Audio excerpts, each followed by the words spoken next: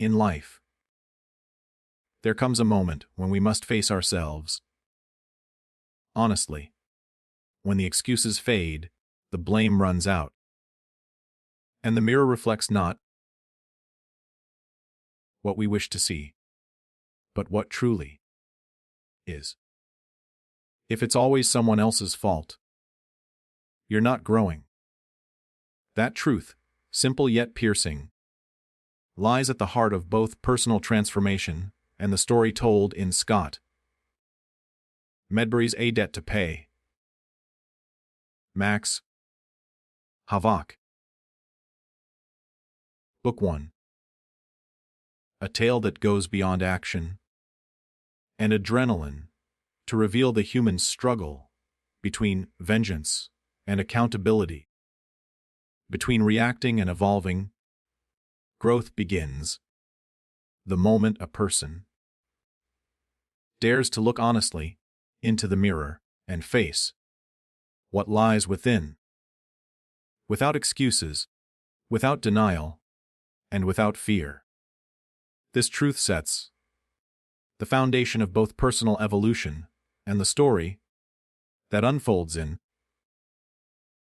A Debt to Pay by Scott Medbury. It's not just a tale of vengeance, bullets, and betrayal. It's a reflection of the human condition, the battle between who we are and who we must become when life strips away our illusions. Max Havok, the protagonist, carries the weight of loss, guilt, and anger like heavy armor, convinced that his pain was caused by everyone else. His journey mirrors the one many of us take, a path clouded by blame, a refusal to accept responsibility, and a desperate attempt to control the uncontrollable. But sooner or later, every person learns that blaming others may delay discomfort, yet it also delays growth. The mirror never lies. It simply waits until we are brave enough to see. The mirror of responsibility is not made of glass. It is made of moments, those quiet seconds between anger and awareness, between reaction and reflection, when we can either defend our pain or transform it. For Max, that moment comes in the middle of chaos, surrounded by danger, yet consumed by a more powerful enemy, his own mind. He looks at the destruction around him and finally realizes that revenge has not healed his wounds. It has deepened them. That realization is what transforms him from a man of rage into a man capable of redemption. The same transformation is possible for anyone who dares to face themselves. Responsibility is not about guilt. It's about ownership. It's the understanding that, while we cannot control every event in our lives, we can always control our response. The difference between the weak and the strong, the bitter and the wise, lies not in circumstances, but in perception. When we take responsibility, we reclaim power. We stop waiting for others to change and start becoming the change ourselves. The mirror of responsibility demands that we ask, what part did I play? And what can I do now? These are uncomfortable questions, but they are the doorway to strength. Excuses may protect our ego, but they imprison our potential. Max's journey through the violence and treachery of a debt to pay symbolizes this inner war. Every foe he faces represents a reflection of the lies he has told himself. Every betrayal reveals another layer of denial. At first, he lashes out, convinced that if he destroys the world that wronged him, he will find peace. But there is no peace in avoidance. Only through responsibility does clarity emerge. The same principle governs real life. When we are hurt, it's easy to say, "They did this to me." When we fail, it's comforting to say, "It wasn't my fault." These thoughts shield us temporarily from pain, but they also ensure that we never learn from it. Taking responsibility isn't weakness. It's courage. It means facing your own flaws, your own blind spots, and your own part in your suffering. It means standing in the storm of your own making and saying, "This is mine, and I will rise from it." That's the essence of growth. The mirror doesn't judge. It reveals. What you do after seeing the truth determines who you become. Positive self talk becomes vital here. It's not about repeating empty affirmations. It's about shaping your inner dialogue into something empowering. The mind listens to what you tell it. If you say, "I can't," it stops trying.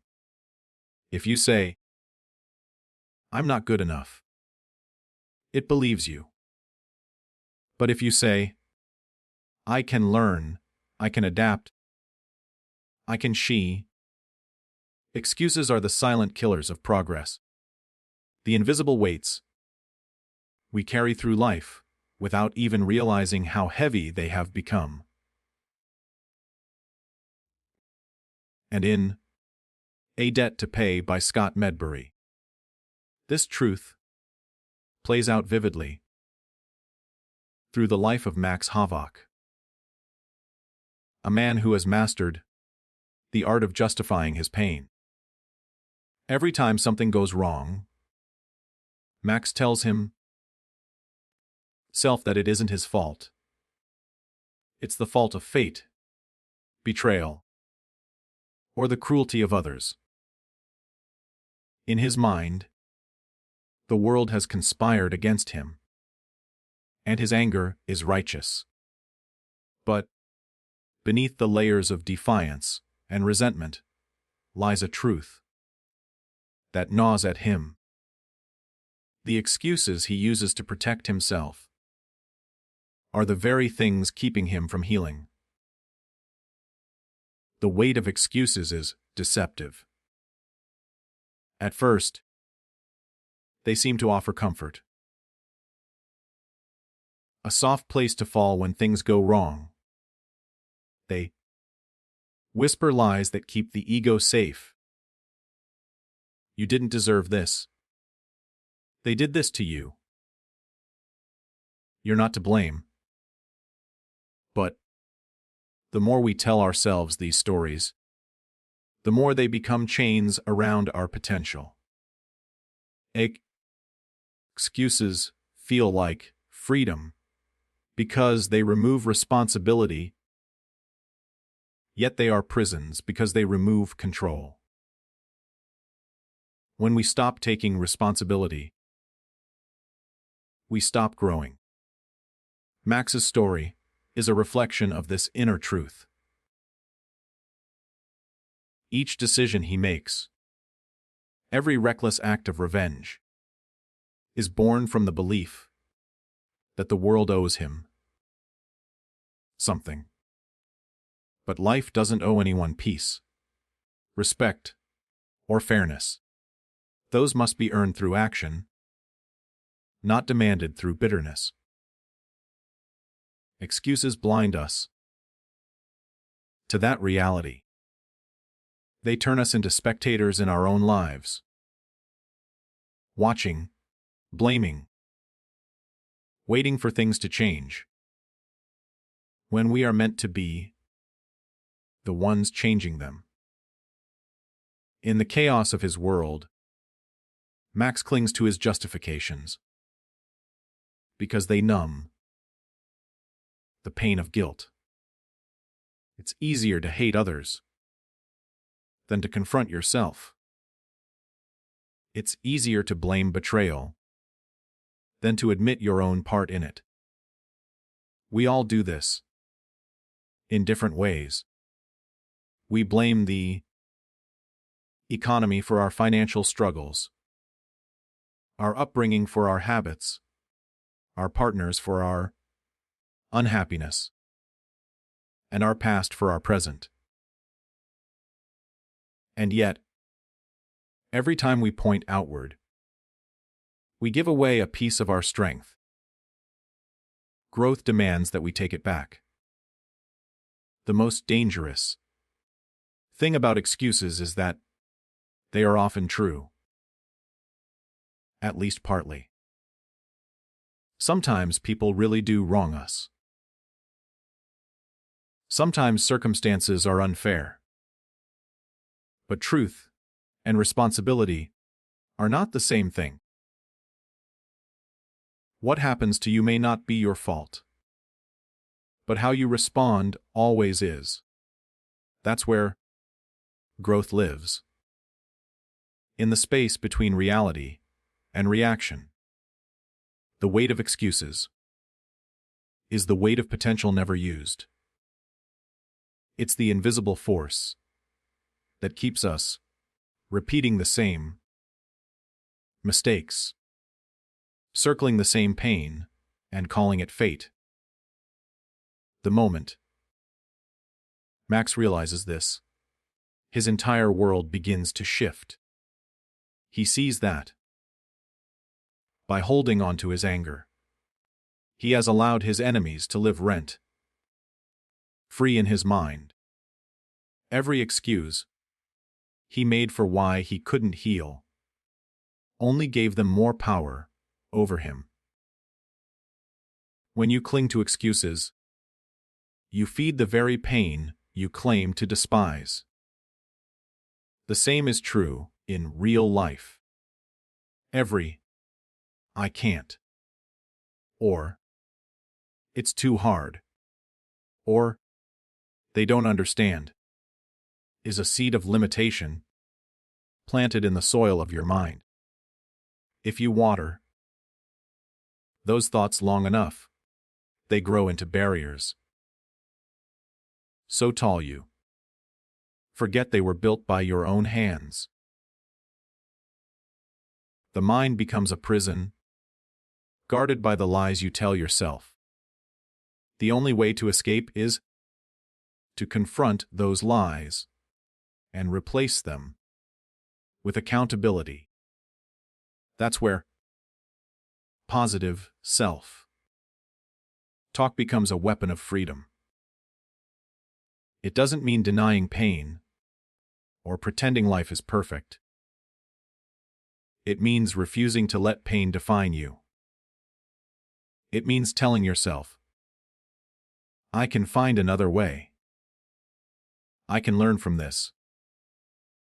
I can move forward." Max learns that lesson slowly and painfully, through loss and reflection.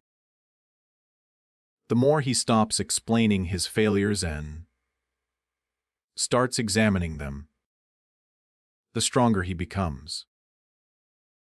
Every excuse he sheds lightens his spirit, sharpens his focus, and clears his path. Excuses cloud judgment, But responsibility brings clarity. Once he accepts that his anger is a choice, not a destiny, he begins to see the world differently. That's the transformation every human must face, the journey from blame to ownership, comfort to courage. Excuses may protect your pride, but they destroy your progress. When you stop saying, "I can't because," and start saying, "I will until," the entire direction of your life changes. It's not about never failing. It's about never excusing failure. Failure is a teacher. Excuses are distractions. The weight of excuses is heavy because it accumulates slowly, like dust on a forgotten dream. Every time you say, "I'll do it later," or "It's not my fault," or "They made me this way," you add another layer to the burden. And one day you wake up tired, not from doing too much, but from carrying too many unspoken lies as about why you haven't done enough. The power to change is always within reach, but only for those willing to drop the weight that holds them back. In Max's case, his excuses nearly cost him everything. He realizes that the people he blamed were not the ones limiting his potential. He was. The moment he accepts that, he starts to rebuild, not from revenge, but from responsibility. That's what true freedom looks like. Not a life without obstacles, but a mind without excuses. Positive self-talk reinforces this truth. When you tell yourself, "I'm responsible for my growth," you take back control of your destiny. You start to view challenges as opportunities instead of injustices. You stop asking, "Why me?" and start asking, "What can I learn from this?" That mental shift separates the ordinary from the extraordinary, the survivors from the victors. Excuses shrink the world. Responsibility expands it. They both come from the same place. Your thoughts. The choice between them determines your path. Growth demands discomfort. It demands honesty. It demands that you drop every justification and stand face to face with your reflection. Admitting where you've fallen short and committing to rise anyway. The weight of excuses disappears the moment you choose truth. It's like taking off armor that has grown too heavy to move in. Painful at first, but liberating in the end. The mind, once freed from blame, becomes a tool of creation instead of destruction. The moment Max stops running from his mistakes and starts learning from them, his pain transforms into purpose. The same can happen for anyone willing to do the same. Excuses are the stories we tell to protect our wounds, but growth is the story we live when we stop hiding behind them. To evolve is to let go of the reasons you can't and replace them with the determination that you will. In the end, the weight of excuses is heavier than any ship, because it crushes not your body, but your potential. To drop that weight is to finally stand tall, to see the world not as something happening to you, but as something responding to you. And when that happens, you don't just grow, you rise. Age. Your brain begins to rewire itself for growth. This shift in self-perception is what separates stagnation from transformation. Max's turning begins when he stops saying, "They made me this way," and starts saying, "I can choose who I become." In that moment, he begins to pay his true debt, the one he owes himself. Responsibility leads to empowerment, and empowerment leads to freedom. You can't control the past, but you can rewrite its meaning. You can't stop pain, but you can decide what to build from it.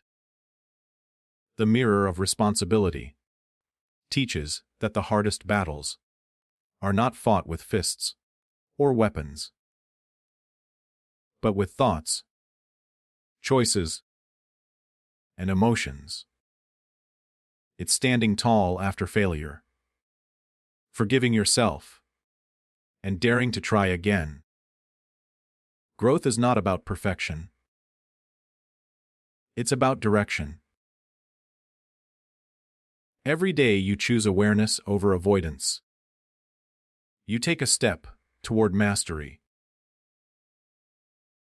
The mirror may show your scars, but it also reflects your strength. It shows you the pain you've survived, the mistakes you've overcome, and the courage it takes to keep going. Like Max Havok, we all carry invisible wars inside us, but victory comes only when we stop blaming the world and start transforming ourselves. The lesson is timeless. If you always point fingers, your hands will never be free to build. But when you take full ownership of your choices, your mindset, and your reactions, you unlock the true power of growth. Responsibility is the foundation of greatness. It's the courage to say, "I am accountable for my life." It's the ability to face truth without fear and to rise stronger because of it. The mirror of responsibility is both a challenge and a gift. It will show you everything you've avoided, but it will also reveal everything you can become. And that is where all transformation begins.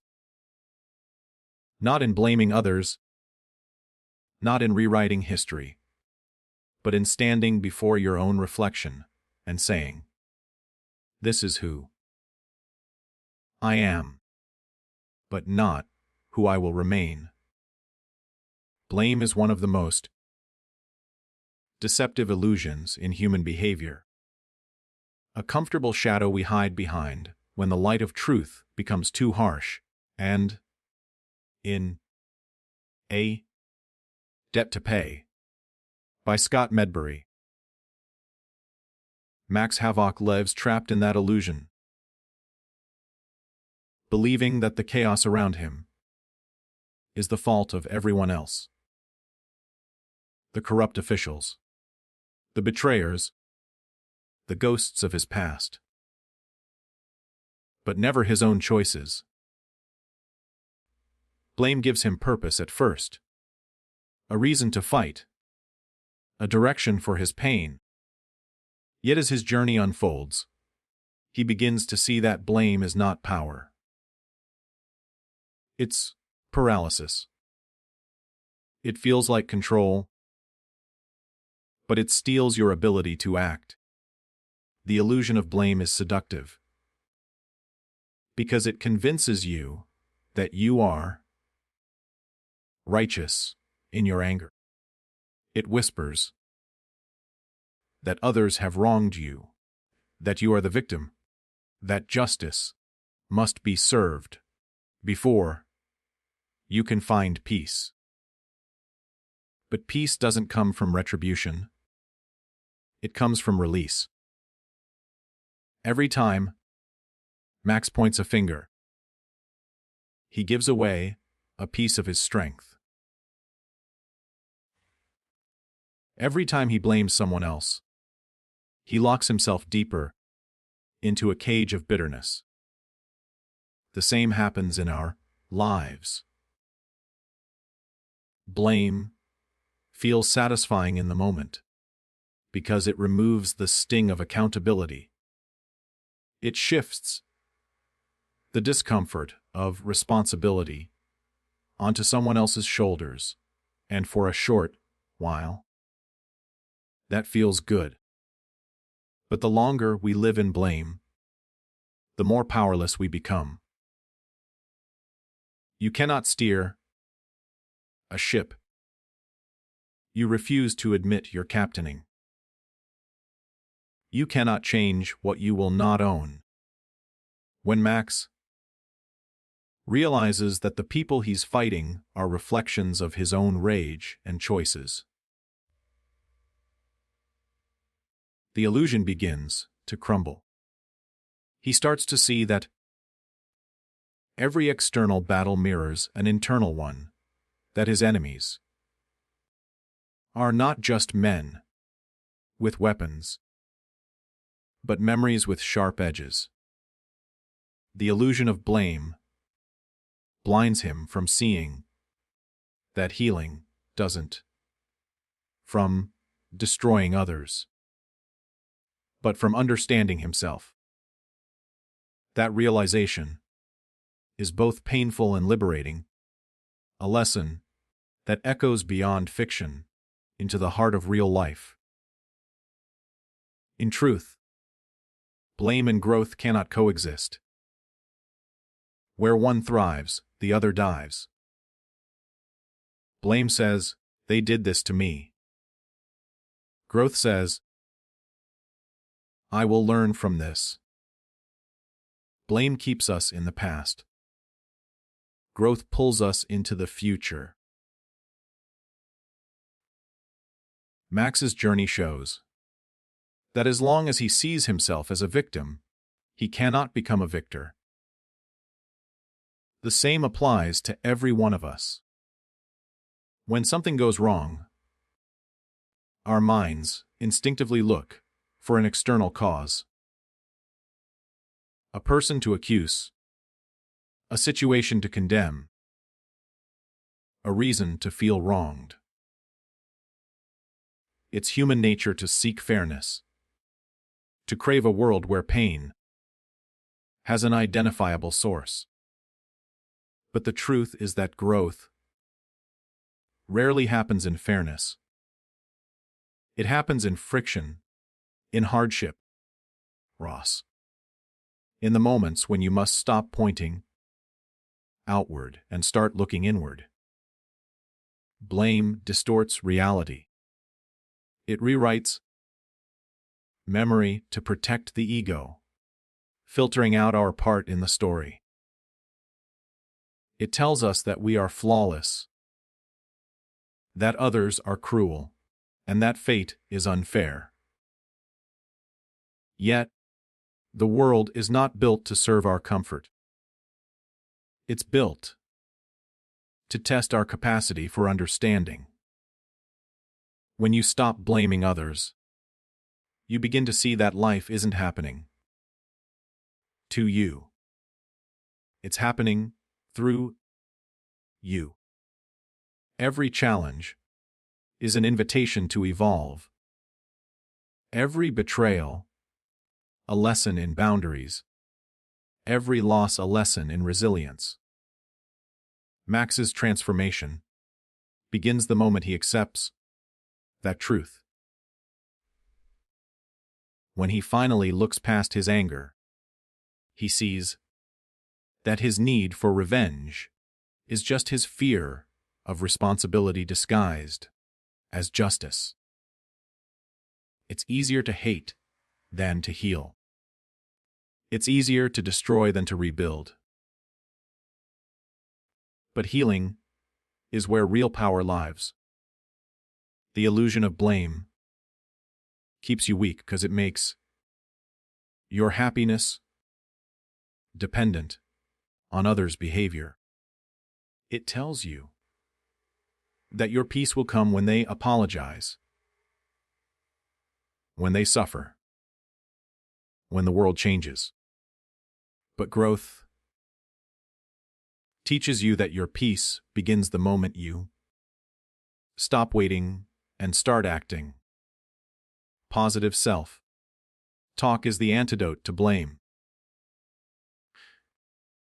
It's the conscious decision to take your mind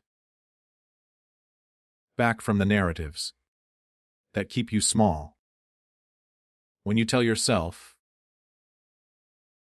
I can't move forward because of them, you chain yourself to your past.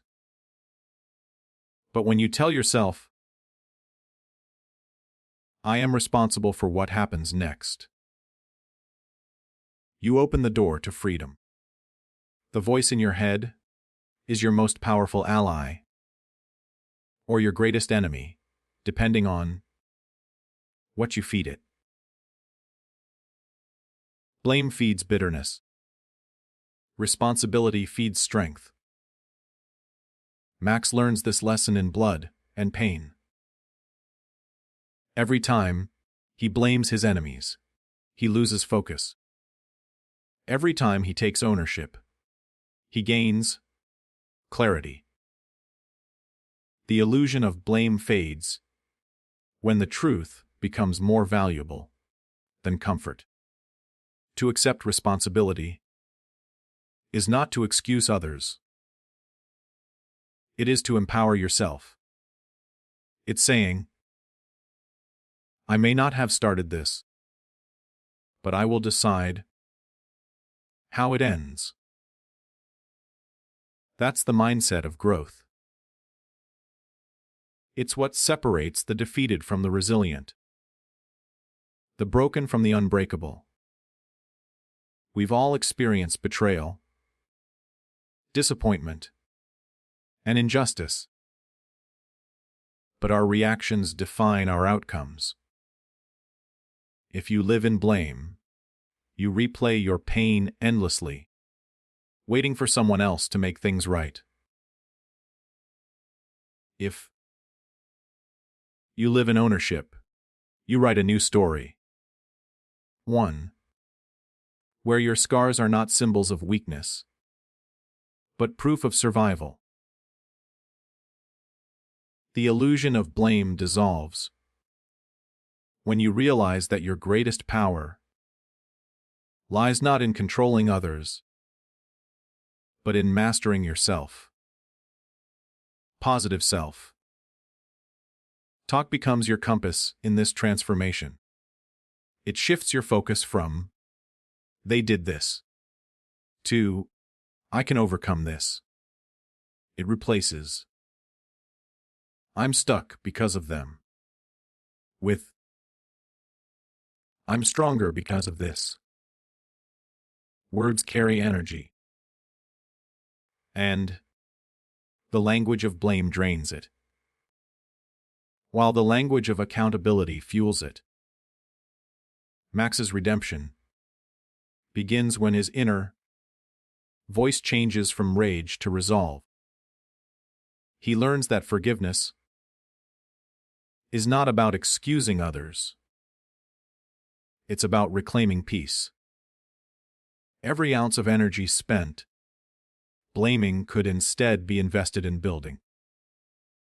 That's the lesson at the heart of a debt to pay. The debt isn't owed to others. It's owed to yourself. You owe it to your potential to stop wasting time on blame and start investing in growth. Blame keeps you chained to the past, but responsibility writes the future. The shift is not easy. It requires humility and courage. It requires admitting that you have power, even when you feel powerless. It requires looking in the mirror and saying, I can change my life. And that's terrifying because once you accept responsibility, you lose the comfort of excuses. But you gain something far greater: freedom. Max Havok's path shows that illusion and truth often coexist until the pain of illusion outweighs its comfort. When he finally stops blaming others and faces himself, he experiences a clarity he's never known.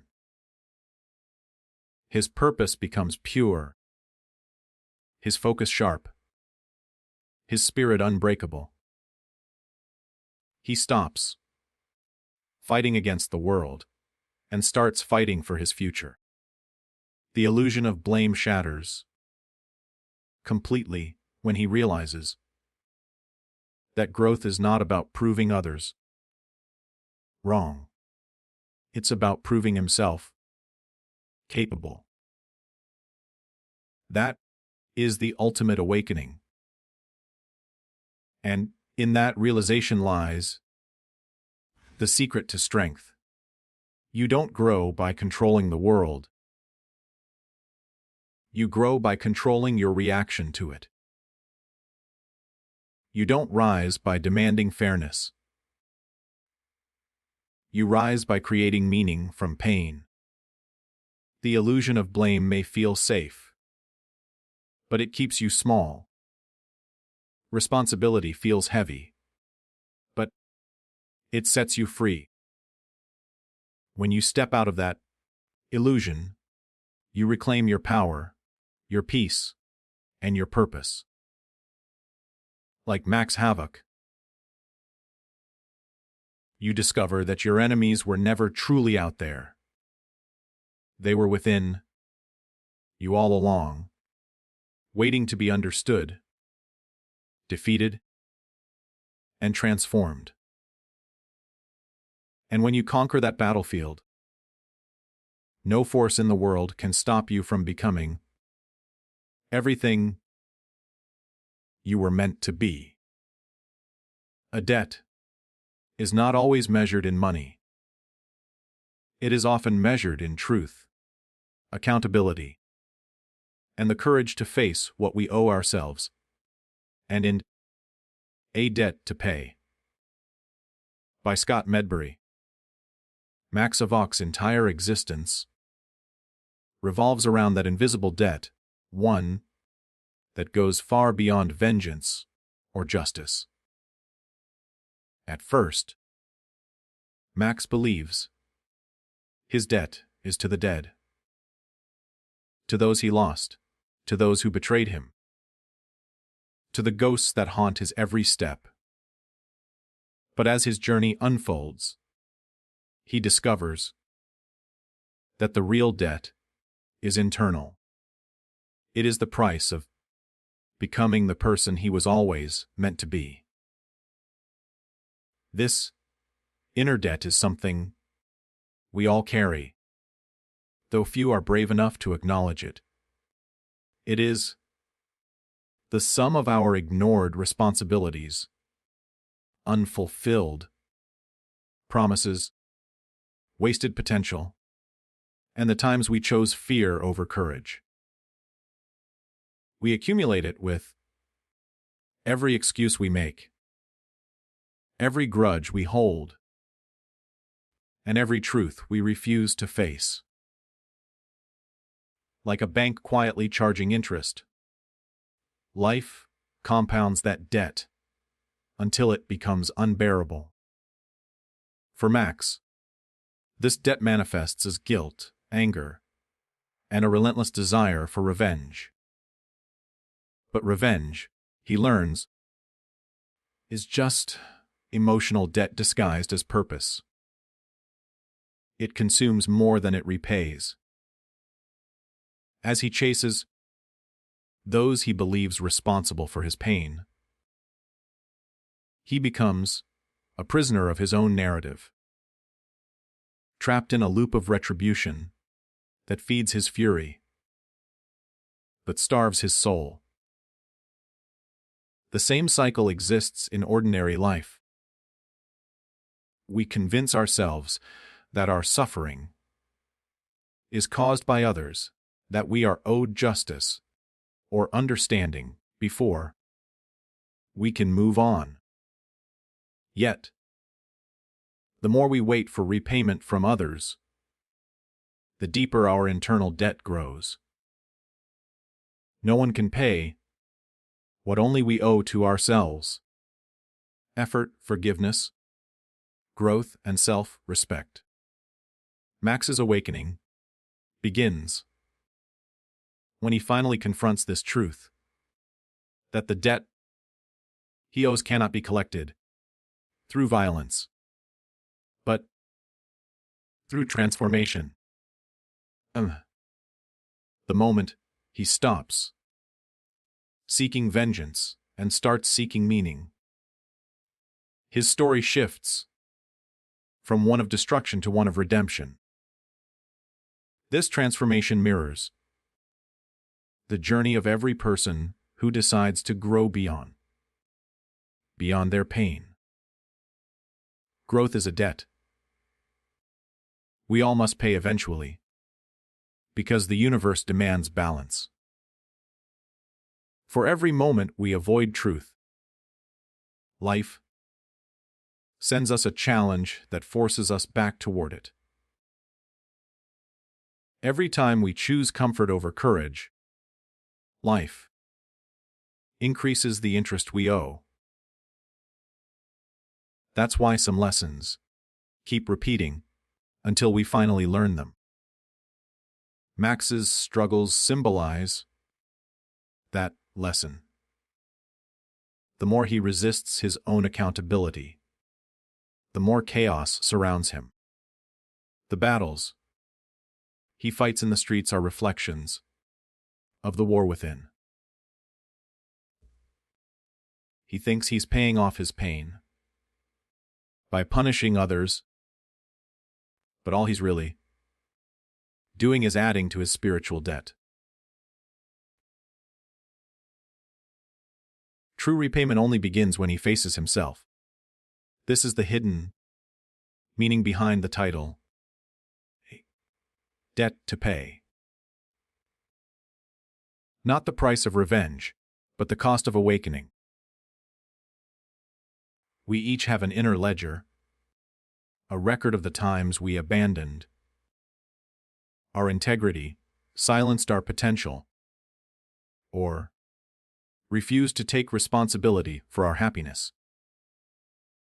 To clear that ledger, we must live differently. Not in regret, but in awareness. Responsibility becomes the currency of growth.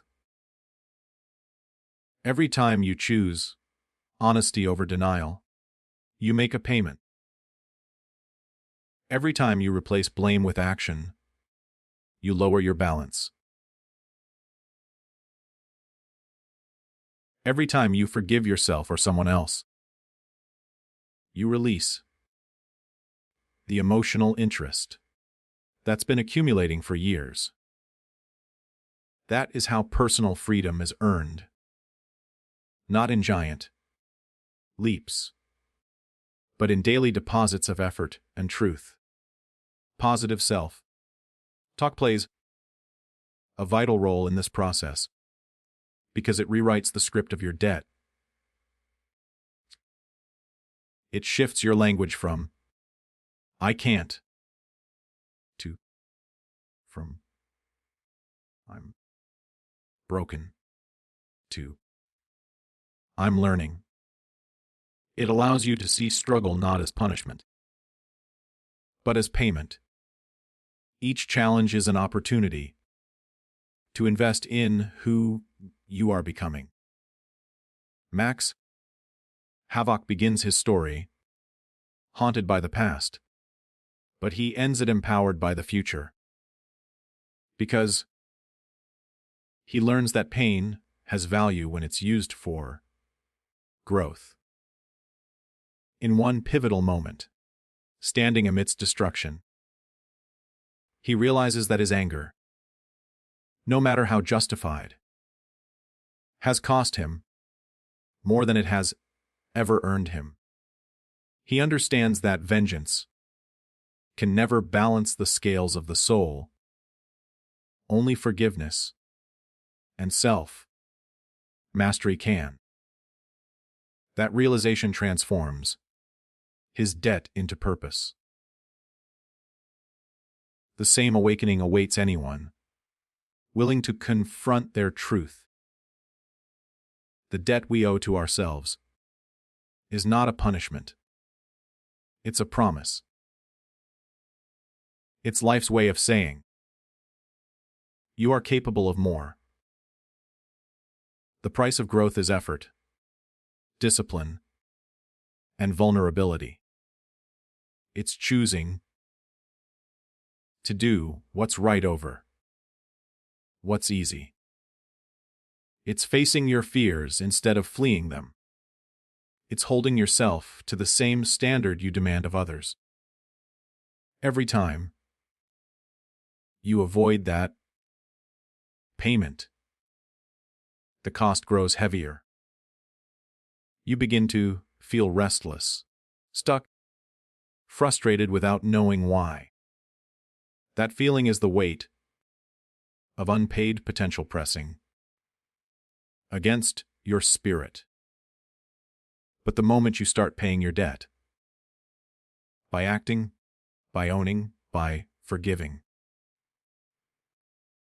something shifts inside you. You begin to feel light again. You begin to move again. You begin to live again. Max's transformation captures that shift perfectly. When he accepts that no one can fix him but himself, he stops being a victim and becomes a warrior. Not a warrior of vengeance, but of mindset. He learns that every mistake he made, every person he lost, every wrong turn he took, was part of the payment that shaped his strength. Without that pain, he would never have discovered his purpose. Likewise, our hardships are not random punishments.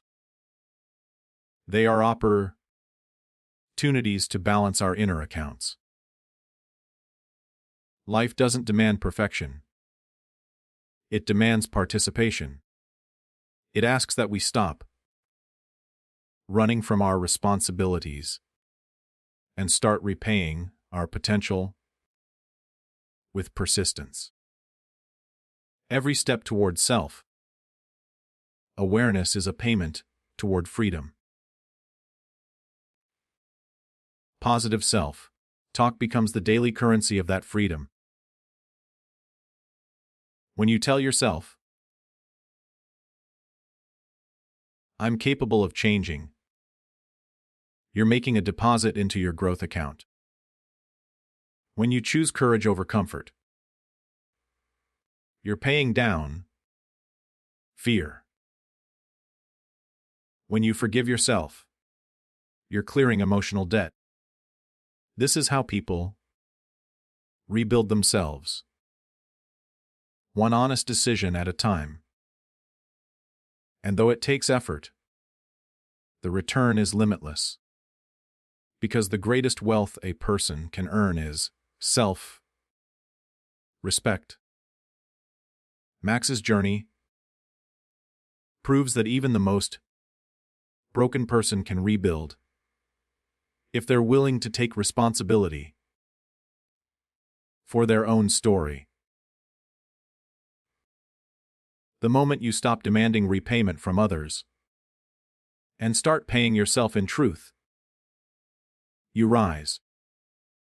The debt you owe to your best self begins to shrink. The past loses its grip, and the future opens wide. That is the freedom that comes from accountability.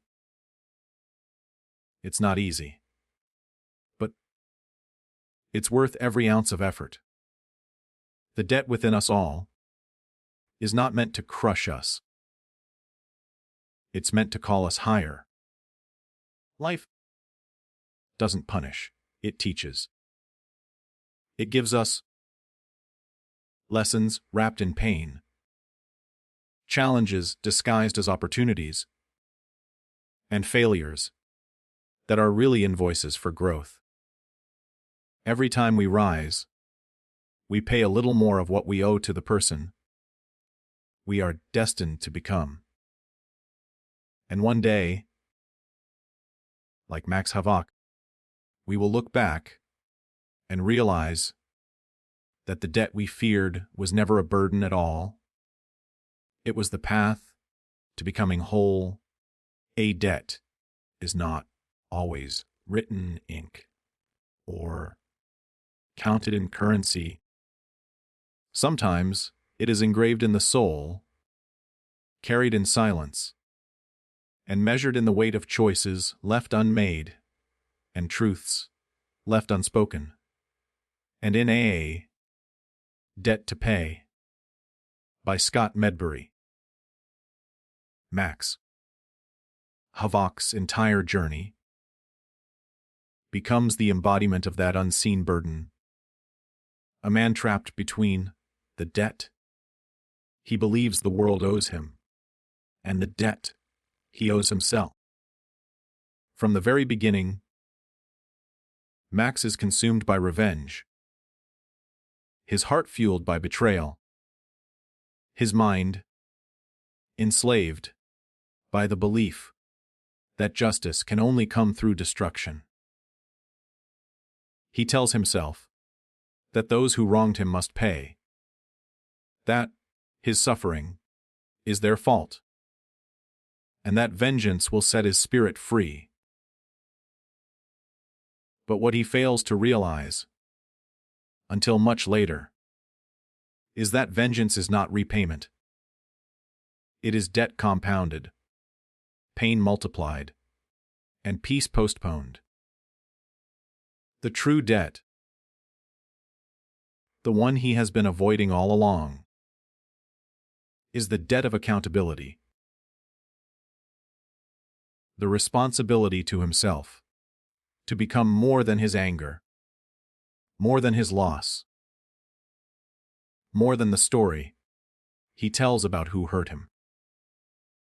Every time he blames others, every time he hides behind excuses, every time he feeds his rage instead of facing his reflection, he adds another weight to his own ledger. And isn't that how so many of us live? Carrying invisible debts that grow heavier. With every day, we refuse to take ownership of our choices. We call it bad luck, unfairness, betrayal. But in truth, it's the interest of avoidance accumulating on the loan of our potential. Life always collects what is owed. When we ignore lessons, they return with greater force. When we postpone growth, it arrives with greater pain. The universe doesn't punish. It balances. And so it is with Max, whose every step deeper into revenge pulls him further from redemption, until the moment he realizes that the only person he truly needs to forgive is himself. That realization does not come through ease, but through exhaustion. It comes when the illusion of justice crumbles under the weight of emptiness. He wins battles, yet peace eludes him. He punishes enemies, yet guilt remains. The victories taste hollow because he is still in debt to the truth. That freedom does not come from settling scores, but from settling the spirit. This is the debt within us all. The debt to grow, to heal, to evolve. It is the cost of becoming whole after breaking, of finding purpose after pain, and of standing in the mirror and saying, I am responsible for who I become. Growth demands payment, and the currency is courage. The debt Max owes himself mirrors the debt every person owes to their own potential.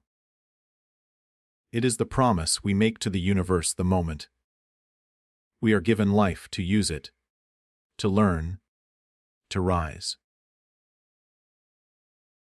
But somewhere along the way, we forget. We allow fear, pride, and blame to delay the payment. We convince ourselves that someone else must make things right before we can move forward. We wait for apologies that never come, for justice that never arrives, for peace that can't exist in blame. And while we wait, our inner balance grows heavier. We pay the price in anxiety, resentment, and regret. The only way out of that spiral is ownership. The willingness to pay what we owe to ourselves by taking responsibility for our reactions, our healing, and our mindset. Max's story becomes a mirror for this truth. He learns that no one else can settle his debt, no matter how much they suffer. Revenge gives him temporary satisfaction, but not redemption. It is only when he looks inward, when he finally admits that he has been running from himself, that his real transformation begins. He realizes that all the enemies he has faced were merely reflections of his internal conflict. The men he hunted were symbols of the guilt and anger he refused to face. The blood he spilled could not wash away what was inside him. The true battlefield was never the streets, or the deserts, or the dark corners of conspiracy. It was his own mind. That's where every person's war begins and ends. The debt to pay is not to others, but to the truth within. To repay it means to confront your pain without excuses, to face your failures without shame, and to forgive yourself without forgetting. Forgiveness is not erasing the past. It's reclaiming the future. Positive self-talk becomes the bridge to that forgiveness. It's how the mind learns to replace self-blame with self-awareness, and bitterness with resolve. When you tell yourself I'm still learning. Instead of, I've failed, you make a payment toward growth. When you say, I am stronger because of this, instead of, this ruined me, you lower your emotional debt. The language you use becomes the currency of your mindset, and the balance of your life depends on it. Max learns this through pain, but his lesson is universal. The longer you wait to face yourself, the more interest life charges on your peace. We all owe ourselves effort, honesty, and courage. We owe it to the people we could become. That debt can't be paid with regret. It can only be paid with action. Every small act of accountability, every step toward healing, every honest admission of truth. These are payments made toward the freedom you seek. Growth isn't free. It demands the surrender of pride, the abandonment of denial, and the acceptance that you are the only one responsible for your own redemption. But what you gain in return is priceless. When Max finally embraces responsibility, he finds clarity for the first time. His vision sharpens, his anger cools, and his heart, once heavy with rage, begins to understand peace. He learns that being responsible doesn't mean taking all the blame. It means reclaiming all the power. The debt that once felt crushing now feels purposeful, because it is no longer something he runs from. It's something he honors. The same shift happens when any person decides to grow. The weight doesn't disappear, but it transforms. What once felt like punishment becomes preparation. What once felt like loss becomes liberation.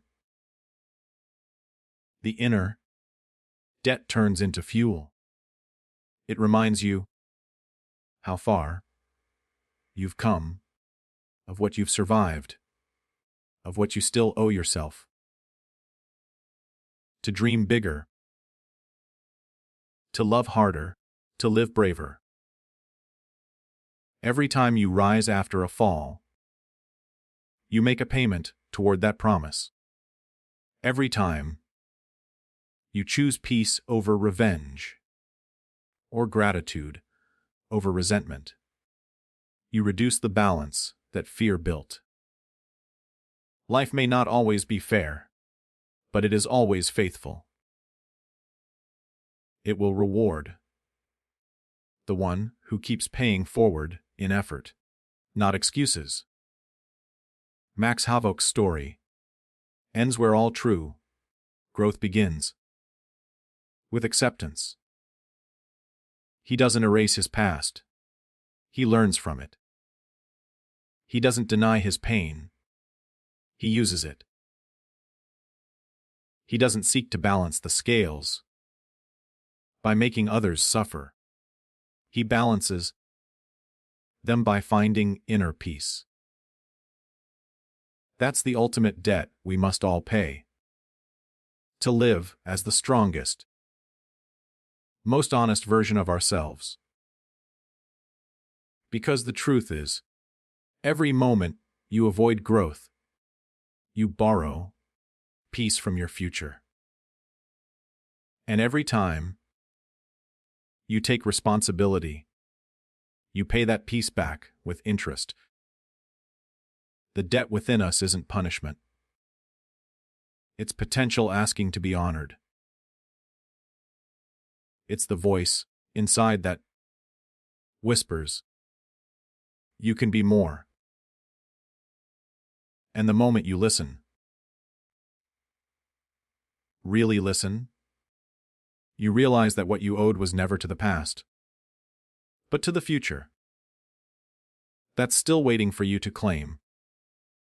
In life, the true test of character comes not when everything goes according to plan, but when every plan collapses and you are forced to rebuild from the ashes of your own mistakes. And in A Debt to Pay by Scott Medbury, this truth strikes Max Havok with brutal precision, shaping him into a man who must learn that growth only begins where comfort ends. At the start of this chapter, in his journey, Max still believes he can control the chaos around him through sheer willpower, force, and vengeance. But as his world begins to unravel, he is confronted with the reality that control is an illusion. What matters most is how one responds when control is lost.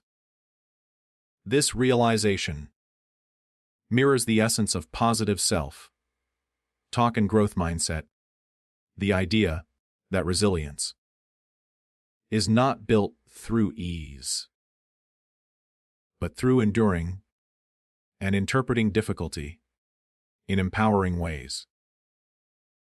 Max's story becomes a metaphor for this principle. His mission begins as an external pursuit to right wrongs, to punish betrayal, to find justice, but transforms into an internal odyssey of self-discovery, humility, and mental reconstruction.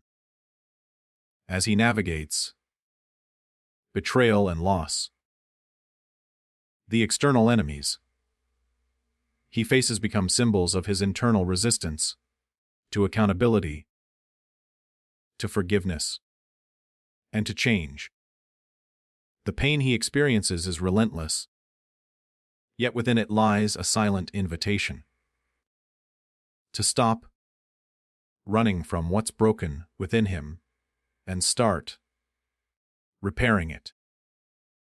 Every setback he faces becomes a mirror, reflecting his own choices back at him, forcing him to confront the truth that every wound is a teacher, and every hardship is an opportunity to evolve. It is in this crucible of struggle that the seeds of self-talk and growth mindset take root. Instead of saying, "Why me?" Max begins to ask, "What is this teaching me?" That single shift in language becomes the foundation for his redemption. The same is true for every human being who seeks to grow beyond their pain. When life breaks your plans, it's tempting to view yourself as a victim, to believe that life has singled you out for suffering. But growth begins when you take back authorship of your story. The way you speak to yourself determines how you see the world. If your inner dialogue is filled with blame and despair, your reality becomes one of limitation. But if your words to yourself are filled with determination, gratitude, and belief, your reality begins to shift towards strength and purpose. Max's journey illustrates that transformation perfectly. In the beginning, his self Talk is poisoned by rage and self-doubt. He tells himself he has no choice, that the world is cruel, that his destiny is dictated by those who wronged him. But over time, as he faces betrayal, isolation, and moments of near death, his voice begins to change. Instead of asking why everything is against him, he begins to see that every hardship is shaping him. The mindset that once confined him becomes the mindset that frees him. He learns that responsibility is not a burden, but a superpower. The moment you take full ownership of your life, you reclaim your strength. This understanding is the turning point in Max's internal evolution and the central truth of personal growth. Life will test you until you learn the lesson it is trying to teach. And those lessons always demand payment, not in money, but in humility, patience, and courage. The debt of growth must be paid in consistent action and honest reflection. For Max, that payment comes in moments of excruciating self-confrontation, where he must acknowledge his part in the chaos around him.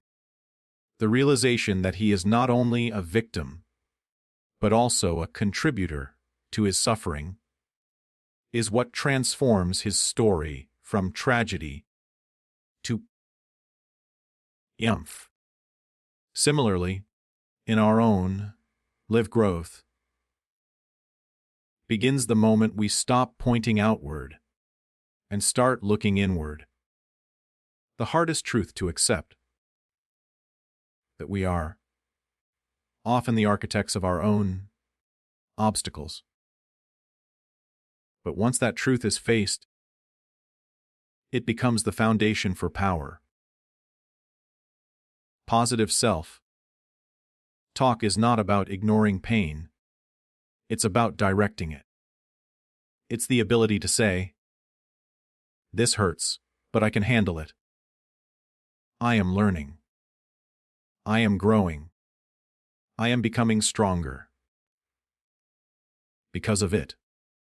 Max's evolution shows that real strength is born not in moments of comfort, but in the decision to keep standing when life has every reason to knock you down. As the story progresses, Max begins to act not out of anger, but out of purpose. His thoughts grow disciplined, his emotions steadier, his actions more intentional. He learns that revenge is reactive, but growth is proactive. Every time he chooses to reflect instead of retaliate, he makes a payment toward his inner debt. Every time he reframes failure as feedback, he strengthens the muscles of resilience that will carry him forward. This is what it means to cultivate a growth mindset, to see every problem as a puzzle, not a punishment, to realize that discomfort is not your enemy. It is your guide. The more Max embraces that truth, the more peace he finds in places where chaos once ruled. His journey becomes less about settling scores and more about mastering himself. That mastery doesn't come easily. It is earned through repetition, through the daily decision to replace old patterns with new, understanding. In one of the novel's most powerful symbolic turns, Max finds himself revisiting a site of great pain, a place that once represented everything he lost. This time, however, he stands differently, not as a broken man clinging to vengeance, but as a wiser one willing to forgive. That moment captures the essence of true growthy, returning to the same place, the same pain, the same challenges, and responding differently. That is how we know we've changed. Not because the world around us shifts, but because our perception of it does. The lesson woven through Max's evolution is universal. Every one of us carries a debt to pay to ourselves, a promise to rise, to become, to evolve. And that payment can only be made through mindset. The voice in your head is either your greatest enemy or your most powerful ally. It can destroy you with doubt or rebuild you with belief. The choice belongs to you. Max's story shows that once you learn to direct that voice, to fill it with resilience instead of regret, you can transform even the darkest moments into foundation of your strength. Positive self-talk is not about pretending everything is fine. It is about reminding yourself that you are strong enough to face what isn't.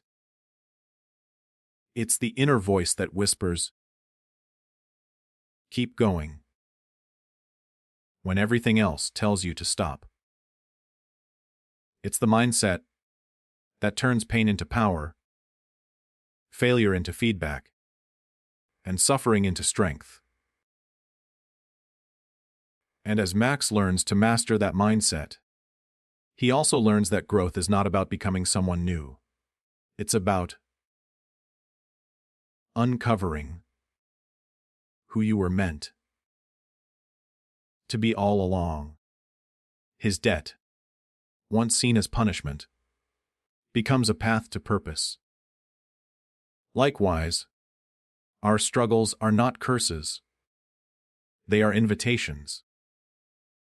Each challenge, each setback, each heartbreak is life's way of asking, "Are you ready to grow?" And the only way to answer yes is through action. Through conscious, consistent effort to think better, speak better, and become better. Growth is the ultimate repayment, and mindset is the method. By the end of Max's journey, he understands that real victory is not external. It's internal.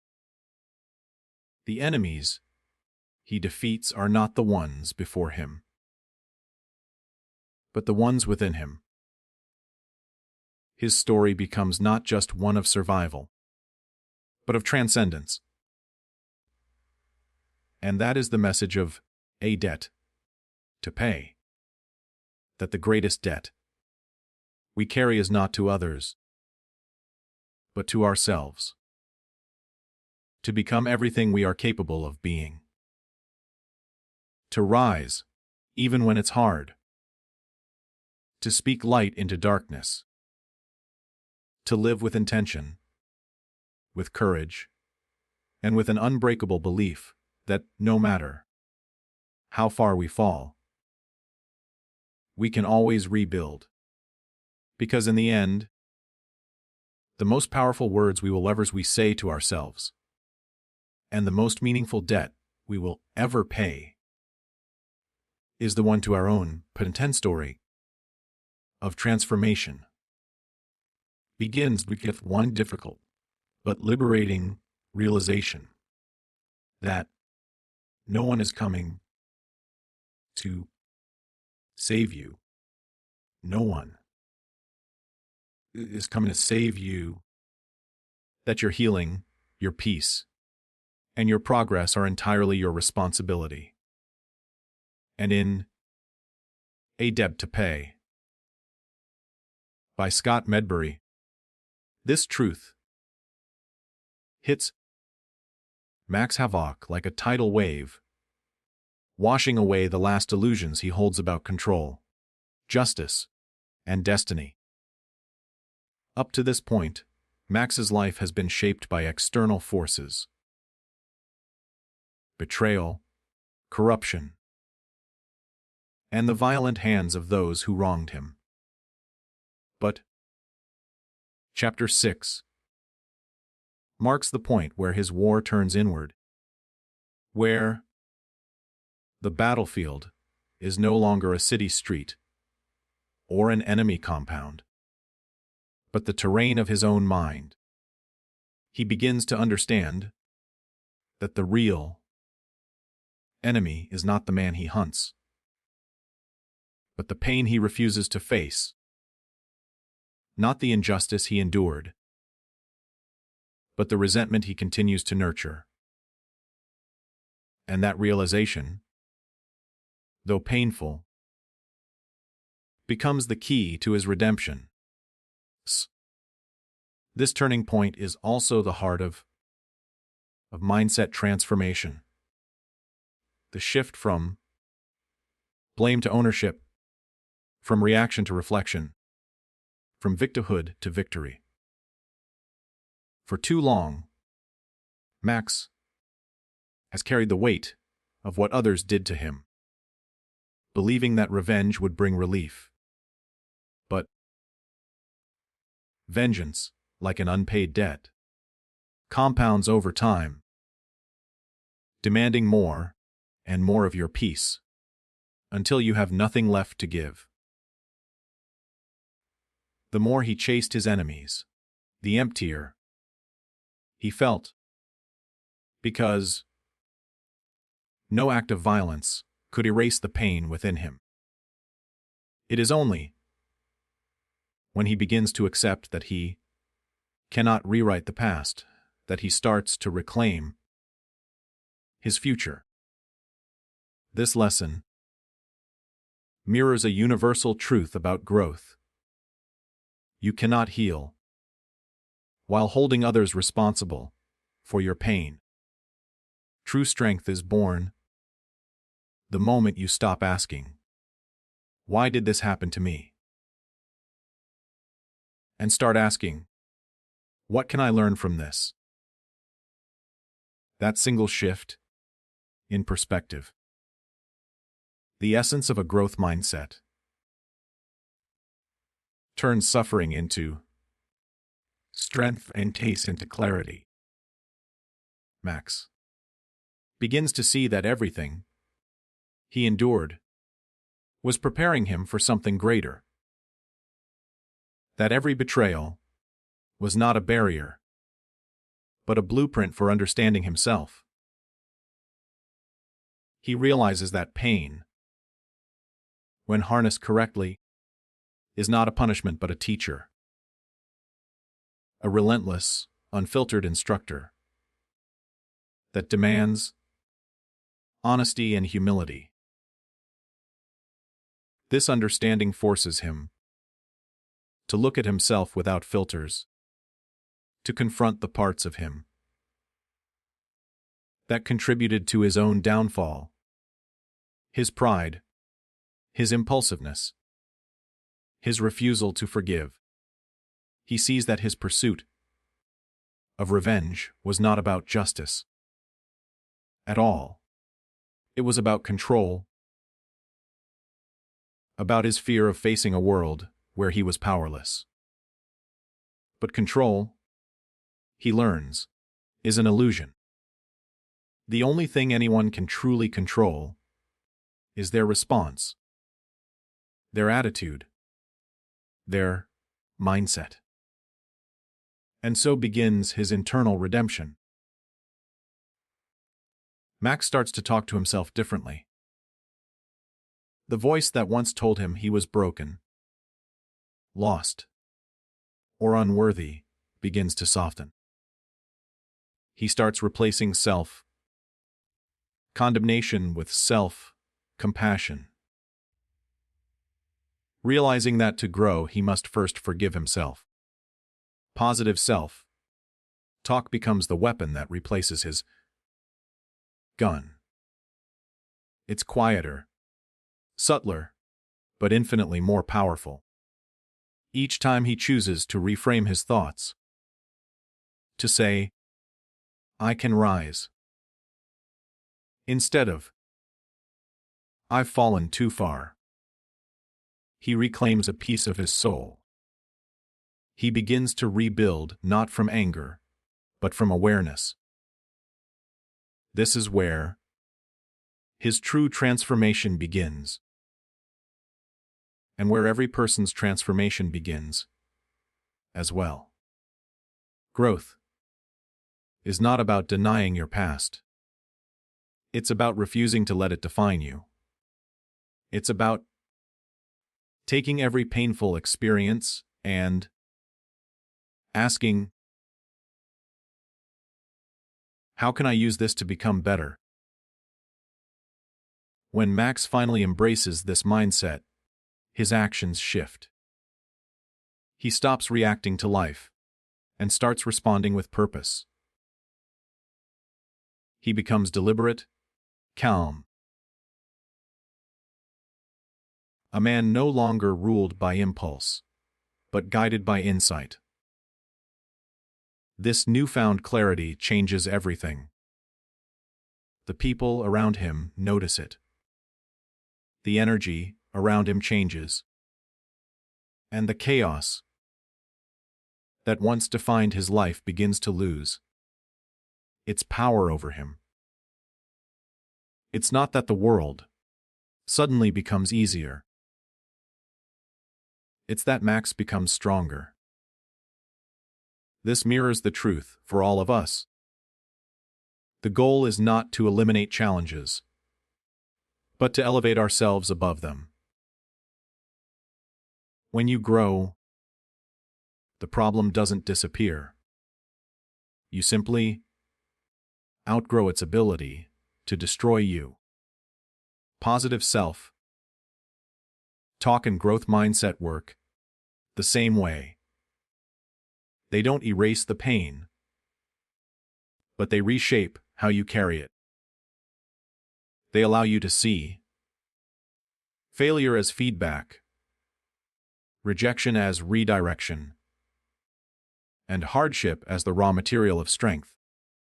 Max's story becomes a reflection of this internal alchemy. The very experiences that once broke him now become the foundation of his wisdom. He begins to understand that life is not happening to him. It's happening for him. Every loss, every betrayal, every moment of suffering was forging the discipline and awareness he would one day need to rise. This revelation doesn't come overnight. It is gradual, messy, and painful. Growth is not a straight line. It's a spiral. You return to the same lessons, but each time with a little more strength, a little more wisdom, a little more clarity. Max stumbles often, but now, instead of seeing failure as final, he sees it as feedback. Each mistake teaches him something about patience, humility, or control. Each setback becomes a step forward because he has learned to extract meaning from pain.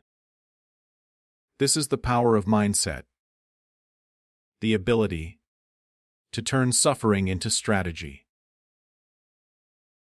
The same applies to anyone seeking change.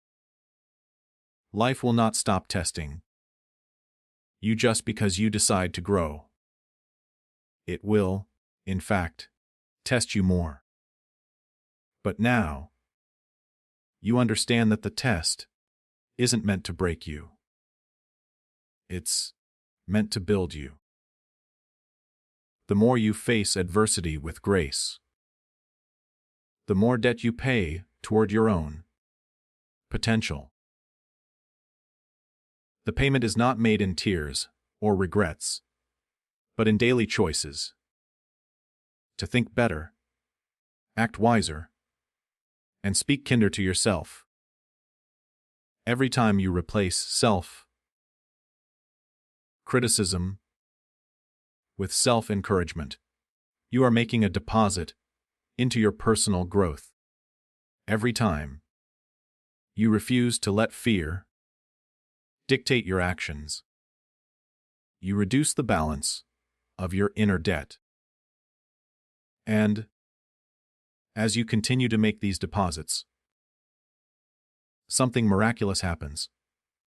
You stop being reactive and start being intentional.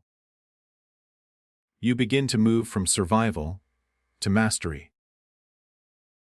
This is exactly what happens to Max as he continues his journey. His actions become less about revenge and more about redemption. He begins to live with purpose rather than pain.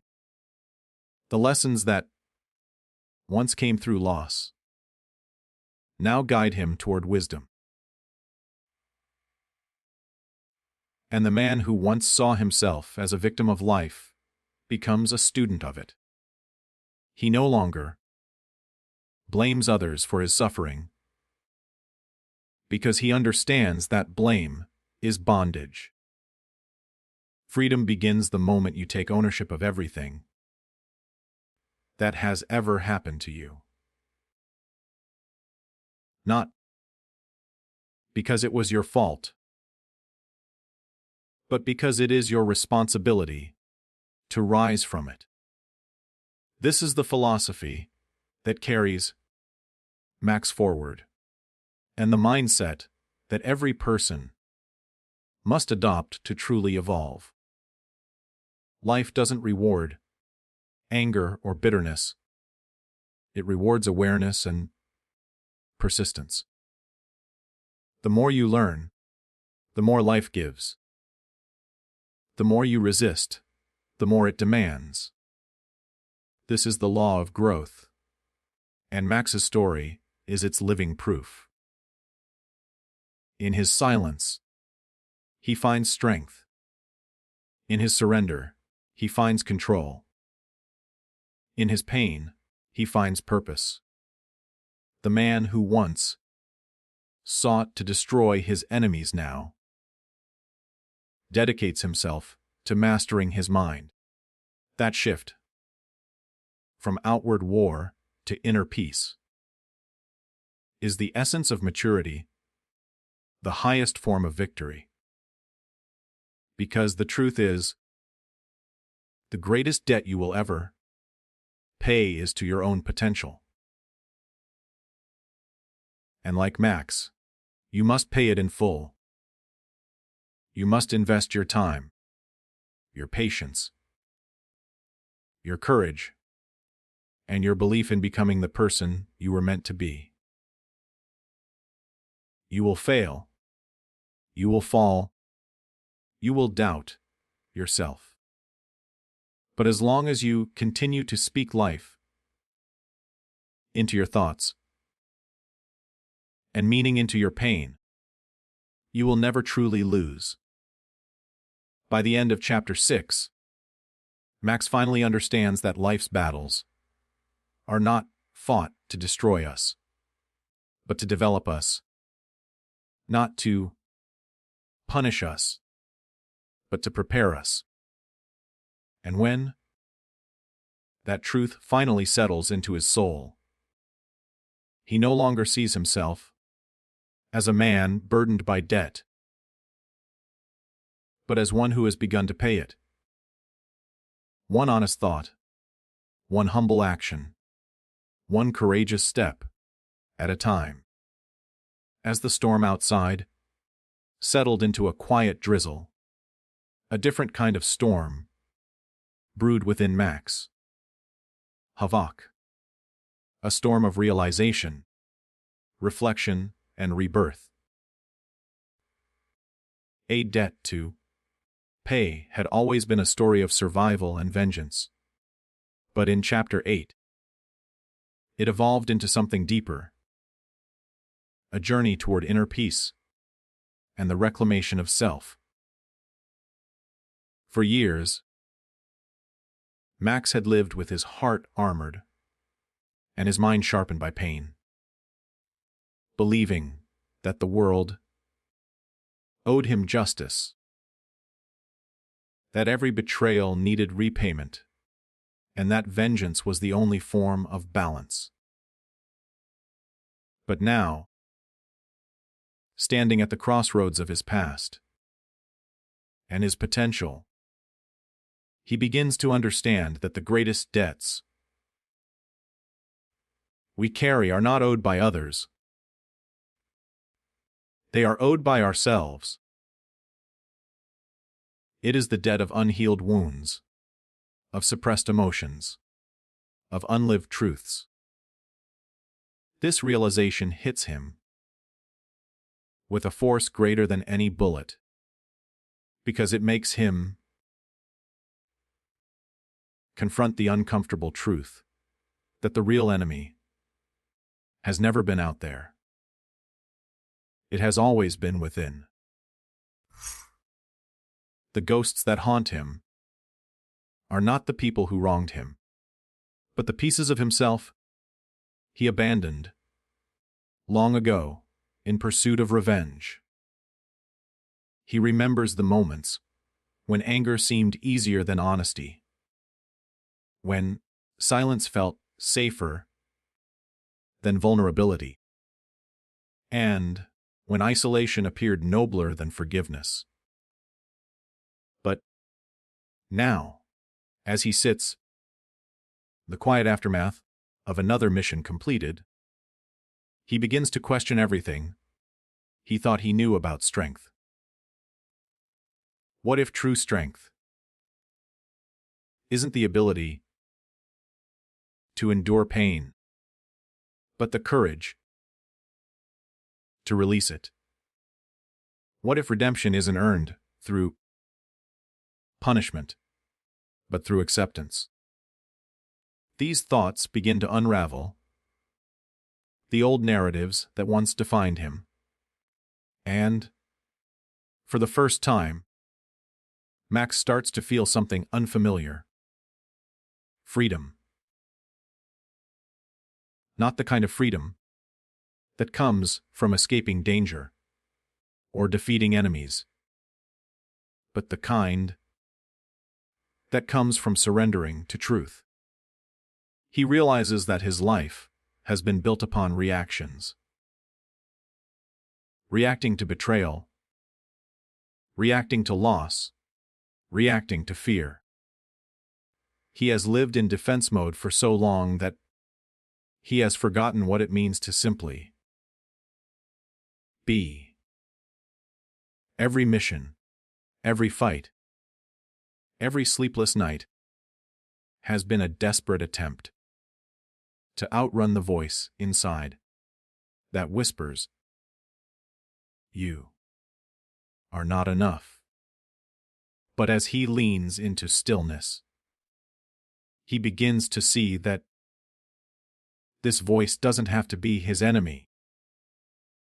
It can be reprogrammed, reshaped, reborn into something that serves him rather than sabotages him. This is where the concept of positive self-talk becomes not a motivational slogan, but a survival tool. For someone like Max whose life has been defined by conflict. Turning his mind into an alley feels almost impossible. But it's also the only way forward. He starts small, replacing the harshness in his thoughts with gentleness. When he catches himself saying, "You failed," he changes it to, "You learned." When his inner critic whispers, "You're broken," he answers, "You're healing." When fear tells him he's unworthy of peace, he reminds himself, "You deserve to rest." Each correction feels awkward. At first, like speaking a new language. But over time it begins to take root.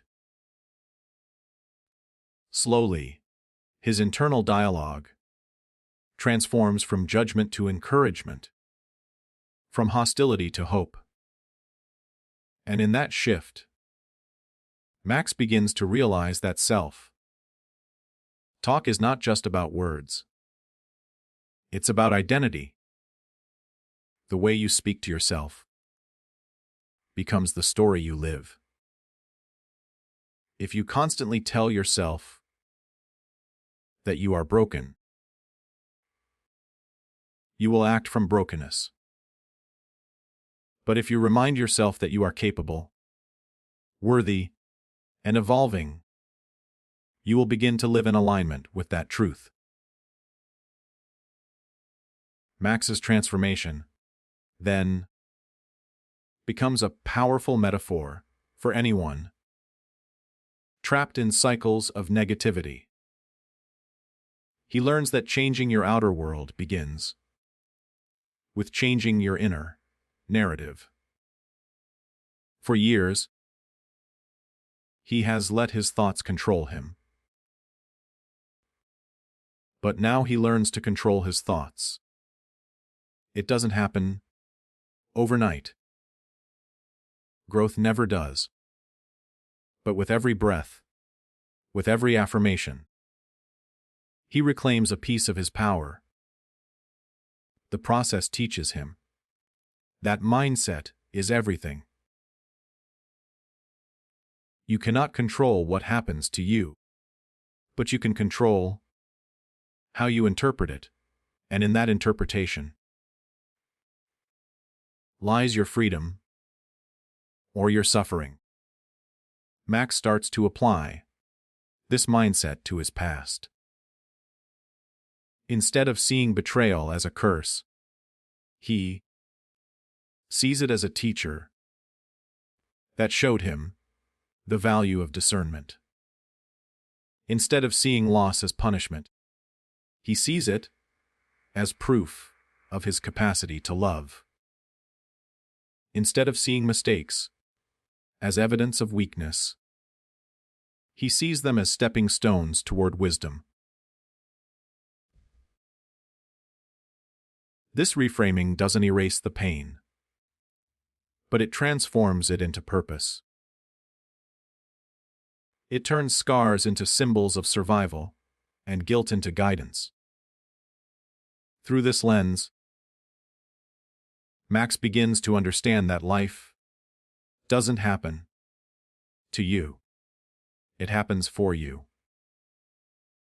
Every challenge carries a lesson. Every setback carries a seed of growth. And when you stop blaming others for your pain, you finally take back your power to heal. This realization changes everything for Max. He stops waiting for apologies that will never come, stops reliving battles that ended long ago, and stops allowing the past to dictate his future. He begins to live intentionally, guided not by fear or anger, but by awareness. Awareness that every day is a new chance to choose differently, to speak kindly, act courageously, and live consciously. The more he practices this, the more peace he feels. The world around him hasn't changed. The same dangers exist. The same uncertainties remain. But his perception of them has evolved. He no longer reacts impulsively. He responds mindfully. He no longer seeks validation from others. He finds it within. This shift in perspective marks the beginning of true growth. The kind that can't be taken away, because it is rooted in the soul. Through his evolution, Max also begins to understand the paradox of self-improvement. That growth is not about becoming someone new, but about remembering who you've always been beneath the noise. It's not about fixing yourself, but about peeling away the layers of fear and conditioning that hid your true self. He sees now that his journey was never about avenging his past. It was about reclaiming his present. The debt he had to pay was not to others, but to his own heart, for all the times he silenced it. As he reconnects with his authentic self, a new kind of clarity emerges. He realizes that peace is not found in isolation, but in connection with self, with others, with the present moment. He begins to forgive, not because others deserve it, but because he deserves peace. He lets go, not because it's easy, but because holding on hurts more. And in that letting go, something magical happens. The weight he has carried for years begins to lift.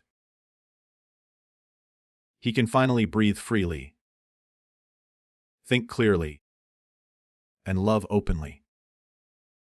He starts to see beauty in imperfection, strength in softness, and hope in the very places that once brought him despair. This newfound perspective allows Max to approach life with gratitude instead of grievance. Gratitude for every lesson, every loss, every moment that shaped him. Gratitude for the chance to begin again. Because that is what growth truly is. Not a destination, but a daily decision to rise above who you were yesterday. In this chapter, Max Havok embodies the truth that mindset and self-talk are not luxuries for the calm. They are lifelines for the broken.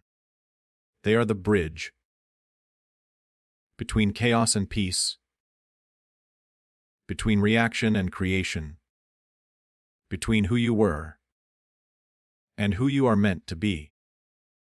And as he steps into this awareness, he understands that while the past may explain him, it does not define him. He is no longer the sum of his scars, but the author of his healing.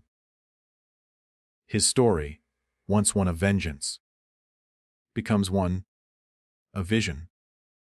A vision of what it means to live consciously, to grow intentionally, and to love relentlessly despite the wounds. By the end of Chapter 8, Max Havok stands, not as a man who has conquered others, but as a man who has finally conquered himself. And in that victory, the quiet, unseen one, he discovers the greatest truth of all, that peace was never something to be found. It was something to be remembered. There comes a time when every warrior must confront, not the world, but himself. And in A Debt to Pay by Scott Medbury, Chapter 9, is that sacred confrontation for Max Havok. The moment when reflection turns into revelation, and the man who once lived for vengeance begins to live for truth. The journey that began in blood and fire now finds itself at the quiet crossroads of redemption, where Max must decide what kind of man he wants to become when no one is left to fight. The enemies have faded, the battles have slowed, but the war within still rages. This war is not waged with bullets or blades, but with beliefs, with the deep, rooted convictions that have shaped his reality for so long. For years, Max believed that strength came from control, that survival required hardness, and that trust was a luxury only the Nam could afford. But in the stillness of his new life, he starts to realize that the true test of strength is not endurance, but surrender. The courage to let go of old identities and outdated pain.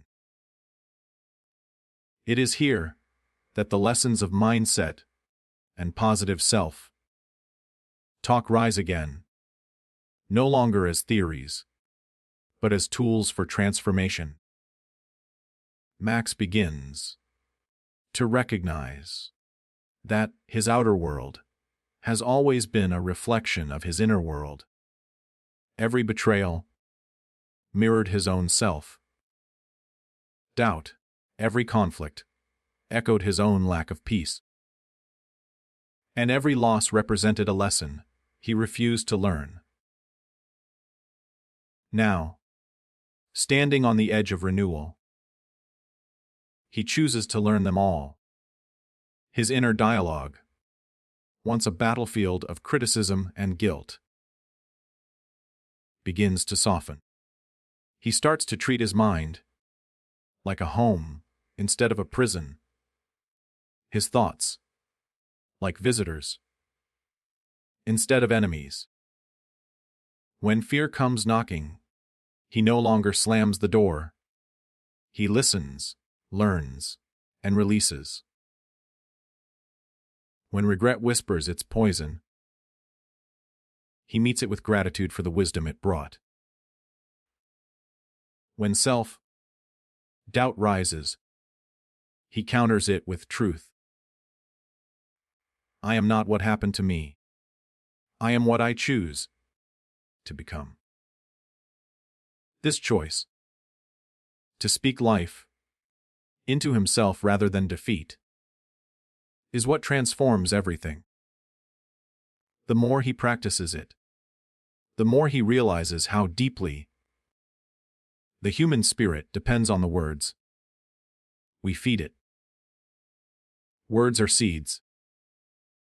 And for so long, Max had been planting weeds of resentment, guilt, and anger in the garden of his mind. But now he begins to plant hope, courage, and compassion. It's not easy. The soil of his soul has been hardened by years of pain. But with consistency, those seeds begin to grow. Slowly, he starts to feel lighter, freer, more aligned with the person he was meant to be. This is where his real debt begins to balance. Not the external one, owed to enemies or fate, but the internal, one owed to his own heart. He owes himself forgiveness for the times he self-destructed out of fear.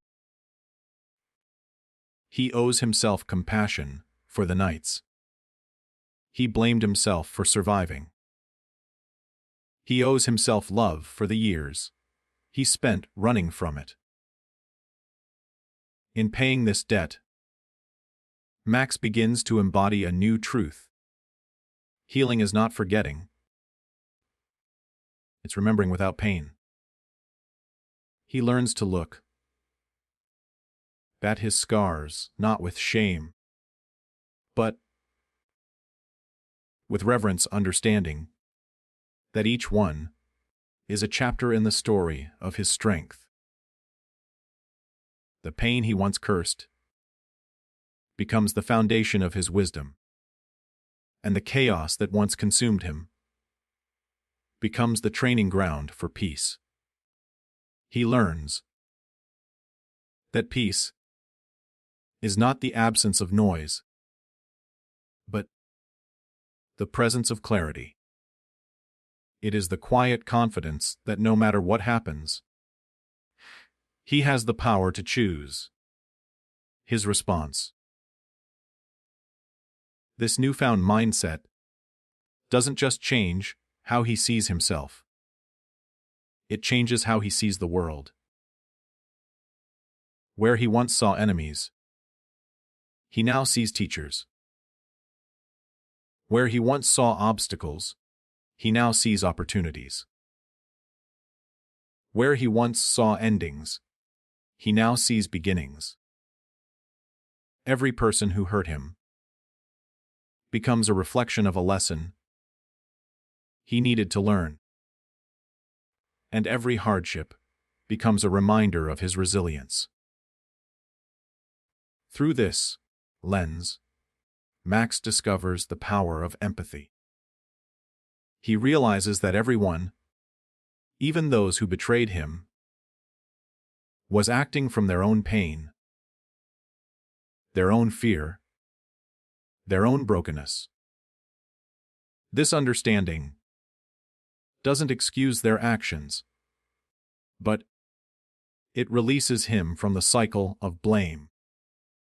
He begins to see that holding on to anger only ties him to the past, while forgiveness severs the rope and sets him free. This act of forgiveness, both for himself and others, becomes the turning point of Chapter 9. The moment when Max steps fully into the mindset of growth. He no longer defines himself by what was done to him, but by what he does next. He realizes that every day offers two choices: to stay trapped in reaction or to rise into creation.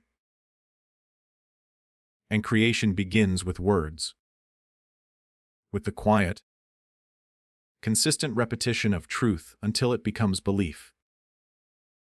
Each morning, he affirms, "I am enough. I am worthy of peace. I am capable of change." These are not empty affirmations. They are declarations of intent, promises to himself that he is rebuilding from within. Over time, these affirmations shift his energy. People begin to notice a change in him, a softness that doesn't weaken, but strengthens, a calm that commands respect without force. Max has discovered a new kind of power, one that doesn't come from domination, but from alignment. The power of being at peace with oneself. This is the transformation that lies at the heart of every great human journey. Moving from reaction to creation, from pain to purpose, from self-doubt to self-mastery. Through this awakening, Max also begins to understand that the mind is a battlefield. But not every fight is worth fighting. Some thoughts are traps disguised as truths, and victory lies not in engaging them, but in choosing not to. He becomes selective with his focus, learning that what you give energy to, you amplify. So he stops feeding his fears and starts nurturing his dreams. He redirects his attention from what he lost to what he still has, from what went wrong to what can still go right. This shift in focus doesn't erase his past, but it reclaims his present. He starts to find joy in simple moments. The warmth of morning sunlight, the sound of rain, the rhythm of his own breath. These small moments, once overlooked, become sacred. They remind him that peace isn't a reward for the future. It's a practice for now. Max learns that mindfulness isn't about escaping reality, but about embracing it fully, with awareness and acceptance. The more he practices this, the more resilient he becomes. When challenges arise, and they do, he no longer sees them as threats, but as invitations to grow.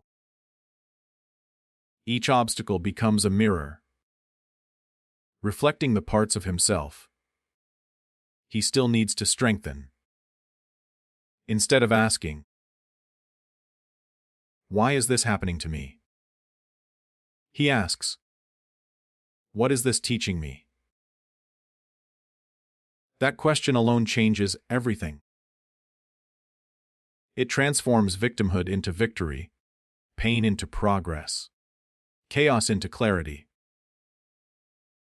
This mindset becomes his armor, not one made of steel, but of wisdom. It protects him from the world, not by building walls, but by creating peace within.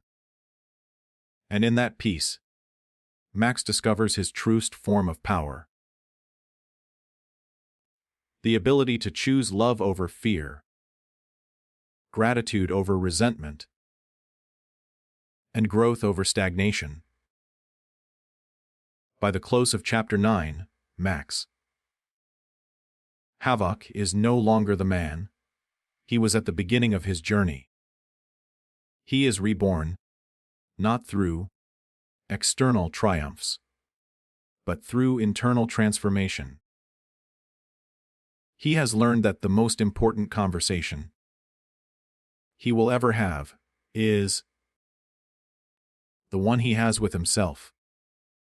That every word he speaks inwardly shapes his reality outwardly. That mindset is not just a tool. It is the foundation upon which every future is built. And as he looks out at the horizon, the storm clouds parting, he understands at last that the debt has been paid, not through revenge or regret, but through awareness, forgiveness, and growth. He smiles, not because everything is perfect, but because he finally knows that perfection was never the goal. Peace was. And in that peace, he finds his redemption, his rebirth, and his reason to begin again. There are moments in life when clarity arrives not as a whisper, but as a roar, when everything that once seemed separate suddenly connects, and all the chaos begins to make sense. A Debt to Pay by Scott Medbury. Chapter 10 is that awakening for Max Havok, a powerful convergence of reflection, redemption, and realization that ties together every lesson he has learned throughout his long and grueling journey. This is the chapter where the man who once defined himself by battle begins to define himself by balance, where the warrior becomes the philosopher, and where vengeance finally yields to vision. As Max walks through the remnants of his past, the places where he fought, lost, and bled, he begins to see not pain, but purpose. Every scar on his body becomes a symbol of endurance, every loss a reminder of resilience, and every regret a seed of wisdom. He understands now that life is not about avoiding suffering, but about transforming it into strength. Pain, he realizes, was never his punishment, it was his teacher. And though the lessons came hard and fast, they shaped him into something far greater than the man who began this journey. They shaped him into a being capable of peace. But peace, he learns, is not the absence of noise.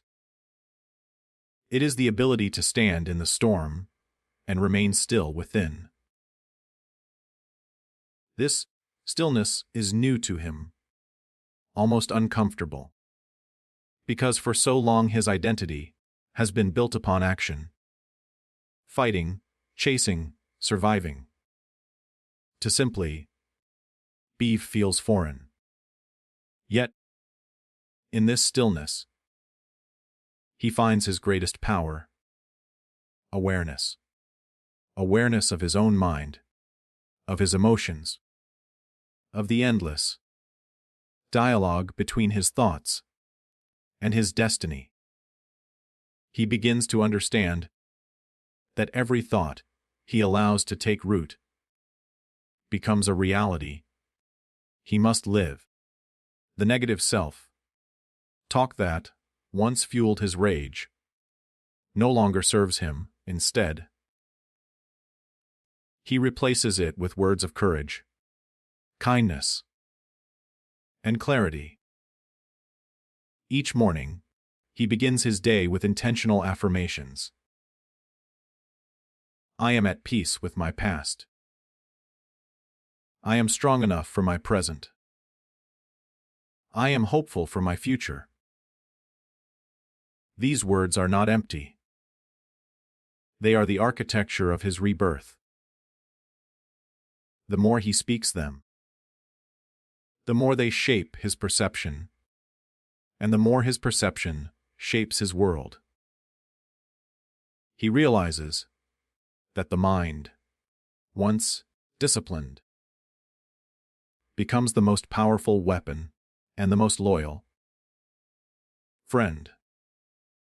Through this new mental lens, Max begins to see that life is a mirror reflecting his inner state. When he was angry, the world seemed hostile. When he was fearful, danger lurked in every shadow. But now that he carries calm within, even chaos appears manageable. The external world hasn't changed, but he has, and that changes everything. This is where the true magic of mindset begins to reveal itself. He finally comprehends that thoughts are energy, and energy is contagious. The more he projects peace, the more he attracts it. The more he practices gratitude, the more he finds to be grateful for. The universe, he realizes, has always been listening. It was only waiting for him to speak with intention. This understanding transforms the way Max approaches every challenge.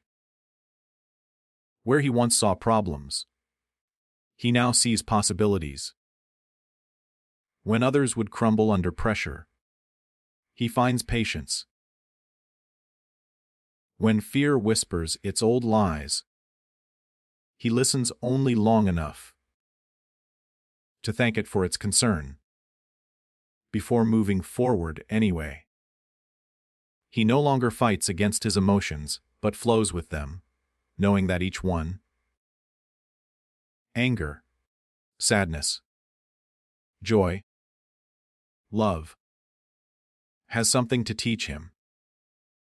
In embracing them all, he becomes whole. That wholeness becomes his foundation for purpose.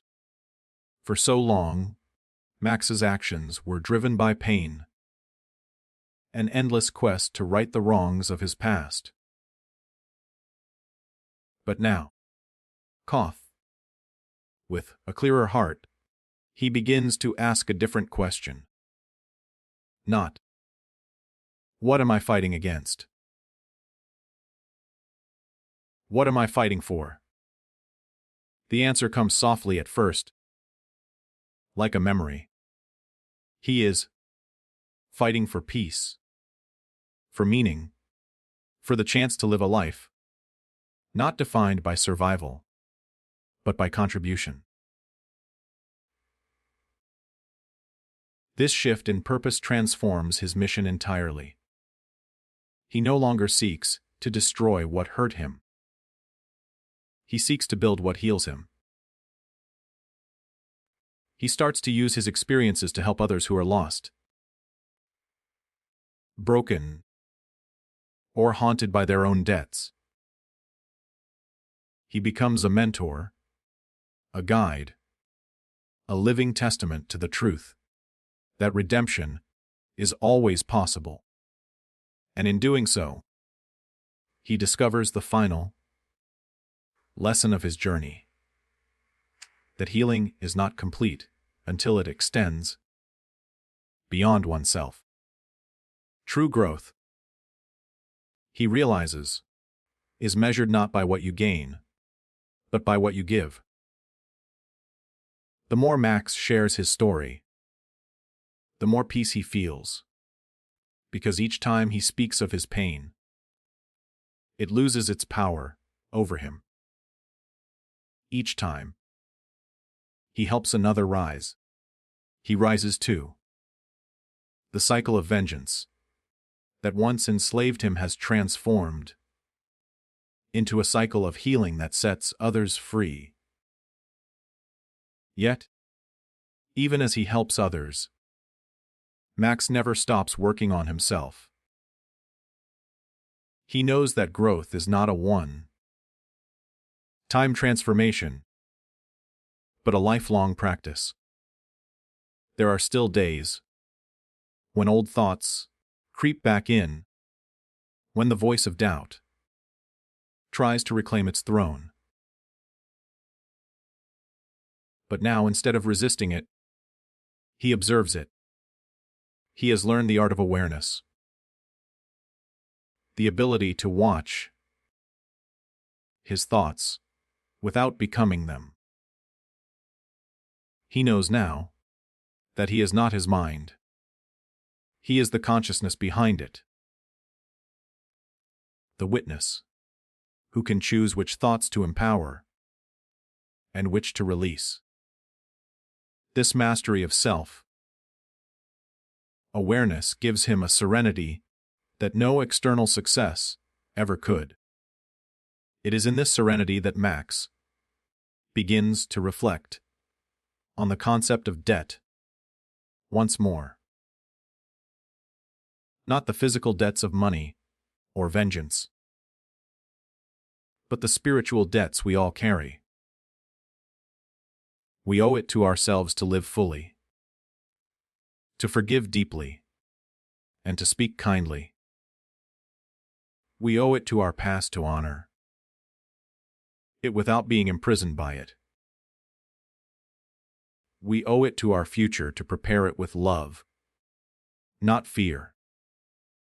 These are the debts that truly matter, and as Max continues to pay them with presence and purpose, his soul begins to feel light again. He realizes that every human being is on a similar path, some more chaotic, some more quiet, but all seeking the same peace that he has found. And that peace, he now understands, is available to anyone willing to face themselves with honesty and grace. He smiles as he thinks of how far he's come. From a man driven by rage to one guided by wisdom. From a life of reaction to a life of intention. The journey hasn't been easy, but it has been worth it, because it led him here, to a state of clarity, where even the storms of life feel sacred.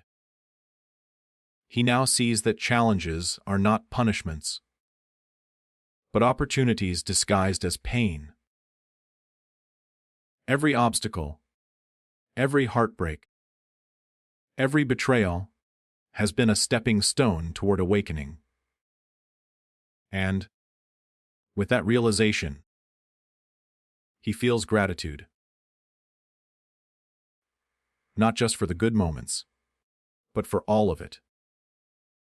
Gratitude becomes his new default state, the lens through which he views existence. Gratitude for breath. Gratitude for time.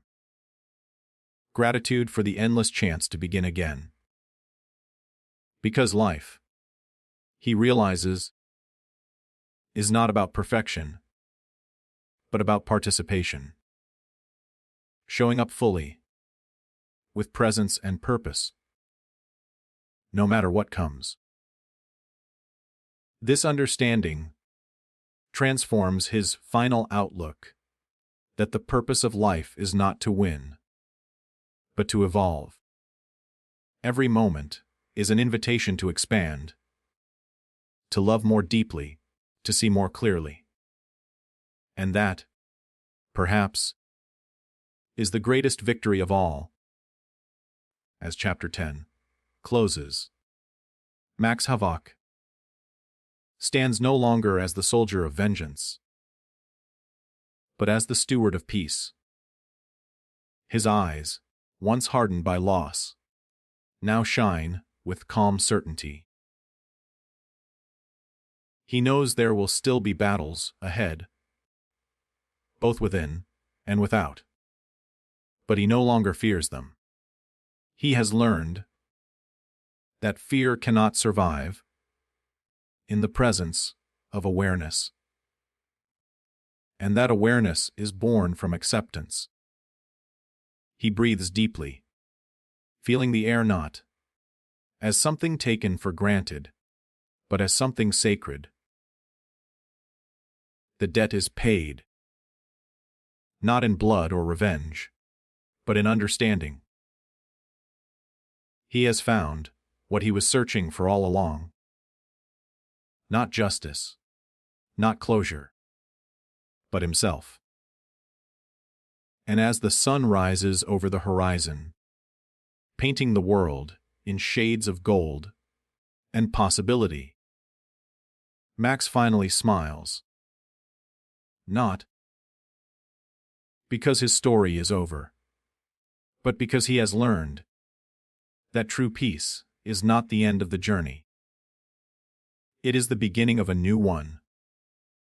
There comes a stage in every transformation when reflection turns into embodiment, when the lessons that once felt distant and philosophical begin to shape every breath, every choice, and every heartbeat. And in A Debt to Pay, by Scott Medbury, Chapter 11, is that moment for Max Havok. The defining chapter where healing ceases to be an abstract goal and becomes a way of life. For so long, Max's story was defined by survival, fighting enemies, avenging betrayals, and carrying the heavy burden of a debt he believed he owed to the past. But as he steps into this new phase of awareness, he realizes that true freedom is not found in the eradication of pain, but in the integration of it. Every experience, good or bad, has been part of the same lesson to awaken him to himself. The world no longer looks the same because his perception has changed. The same streets that once felt suffocating now feel alive with meaning, and the same silence that once haunted him now comforts him. He sees now that peace was never something to chase. It was always something to uncover beneath the noise of his own thoughts. The more he leans into this awareness, the more he discovers the incredible power of self-mastery. The quiet strength that comes not from controlling others, but from mastering one's own reactions. He realizes that every moment offers a choice to respond with fear or with faith, with anger or with understanding, with despair or with gratitude. For most of his life, Max chose reaction over reflection, letting his emotions dictate his actions.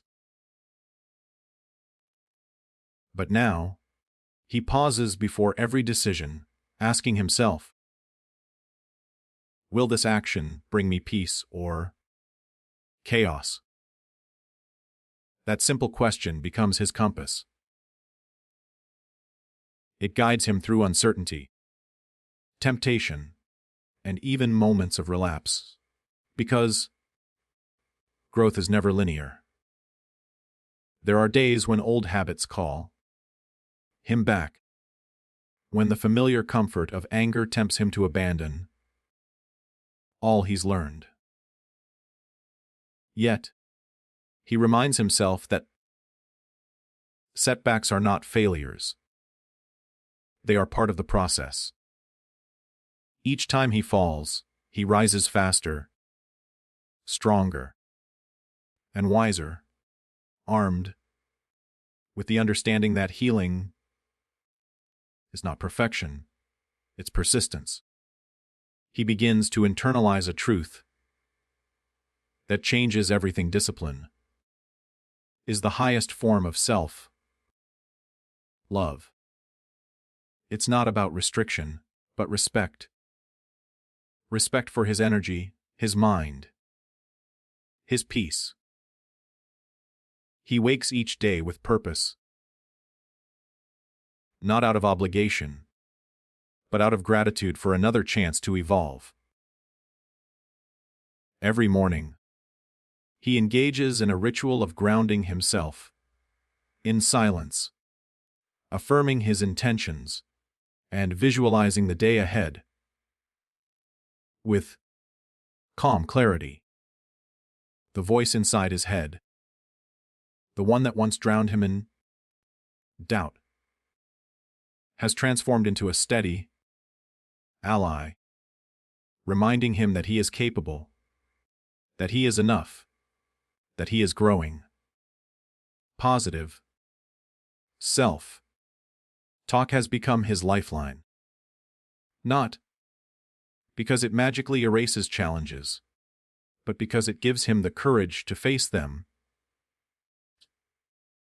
without losing himself. He has learned that mindset is not about pretending everything is fine. It's about trusting that even when it's not, you will be. This shift in perspective becomes his super power. Challenges still come, as they do for everyone. But Max meets them differently now. Instead of asking, "Why me?" he asks, "What is this teaching me?" Every obstacle becomes an opportunity for insight.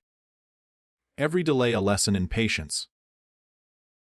Every conflict a mirror, reflecting something he still needs to understand about himself. He sees life not as a series of random hardships, but as a masterclass in consciousness. This awareness brings him peace, even in pain, because he no longer fights against reality. He flows with it. In embracing life as it is, he finally discovers freedom as it was meant to be experienced.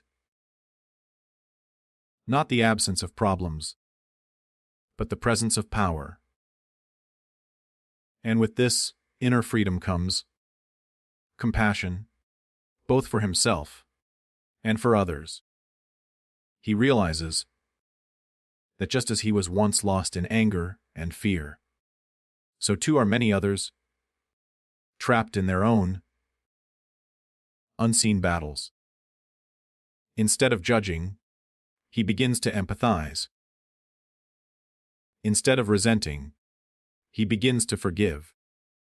He understands now that every person he meets is carrying an invisible debt of their own. Regrets, fears, traumas, and that the only way to truly break cycles of pain is through compassion. This compassion doesn't make him weak. It makes him wise. He becomes more patient, more thoughtful, and more authentic in his interactions. He speaks less, but when he does, his words carry weight, because they come not from ego, but from experience. People begin to sense this shift. They no longer see the haunted soldier burdened by ghosts of the past. They see a man who has found peace within himself and radiates it outward. His calm presence becomes his greatest influence. His quiet strength and inspiration to others still caught in chaos. Without even trying, Max begins to lead. Not through command, but through example. And that, he realizes, is the purest form of leadership. The same lessons that healed him now begin to heal others. Yet, as fulfilling as this transformation is, Max knows that peace is not a final destination. It is a practice, one that must be renewed daily. There are moments when loneliness creeps in, when doubt resurfaces, when old wounds ache like unhealed scars. But he meets these moments with gentleness instead of judgment. It's okay, he tells himself. Healing takes time. Those 3 words become his mantra, his reminder that even progress has pauses. Through this patience, he finds a deeper kind of love for himself. Not the conditional love that depends on success or strength, but the unconditional kind that says, I am enough, even when I am still learning. That realization opens the door to something Max never thought he'd feel again. Hope. Hope not just for himself, but for humanity. He begins to see the beauty in imperfection, the courage in vulnerability, the strength in softness. He understands now that every act of kindness ripples outward in ways unseen. That one healed person can inspire the healing of many. And, in that awareness, he finds purpose once more. He dedicates himself not to the fight, but to the light. To helping others see what he has seen, that no matter how dark it gets, there is always a way back to yourself. This purpose becomes his mission, not born from guilt or obligation, but from gratitude. He knows he cannot change the world overnight, but he can change the energy he brings to it. And that is enough. With each day, he becomes more intentional, more mindful, more aligned. The discipline that once fueled his battles now fuels his peace.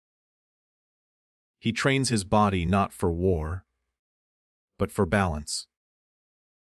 He sharpens his mind, not to strategize against enemies, but to understand himself. He nourishes his soul not with revenge, but with reflection. Life, he realizes, is both teacher and test, and he is finally passing both. As Max watches the sun rise one morning, he feels the quiet truth settle within him. The debt he once carried so heavily has been repaid, not through vengeance, but through understanding. Every wrong has served its purpose, every loss its lesson. He no longer asks for the world to be fair. He simply asks for the strength to meet it with grace. That, he realizes, is the essence of wisdom. Wisdom, to accept what is without losing faith in what can be. He breathes deeply, feeling the weight of the past finally dissolve into the air, replaced by the lightness of presence. For the first time in years, he feels complete. Not because everything is perfect, but because he no longer needs it to be. He has found what he was always searching for, not peace outside, but peace within. And, as he stands there, grounded and grateful, he understands that this is not the end of his journey. It is the beginning of a new one. One guided, not by revenge, but by vision, not by fear, but by faith. For Max Havok.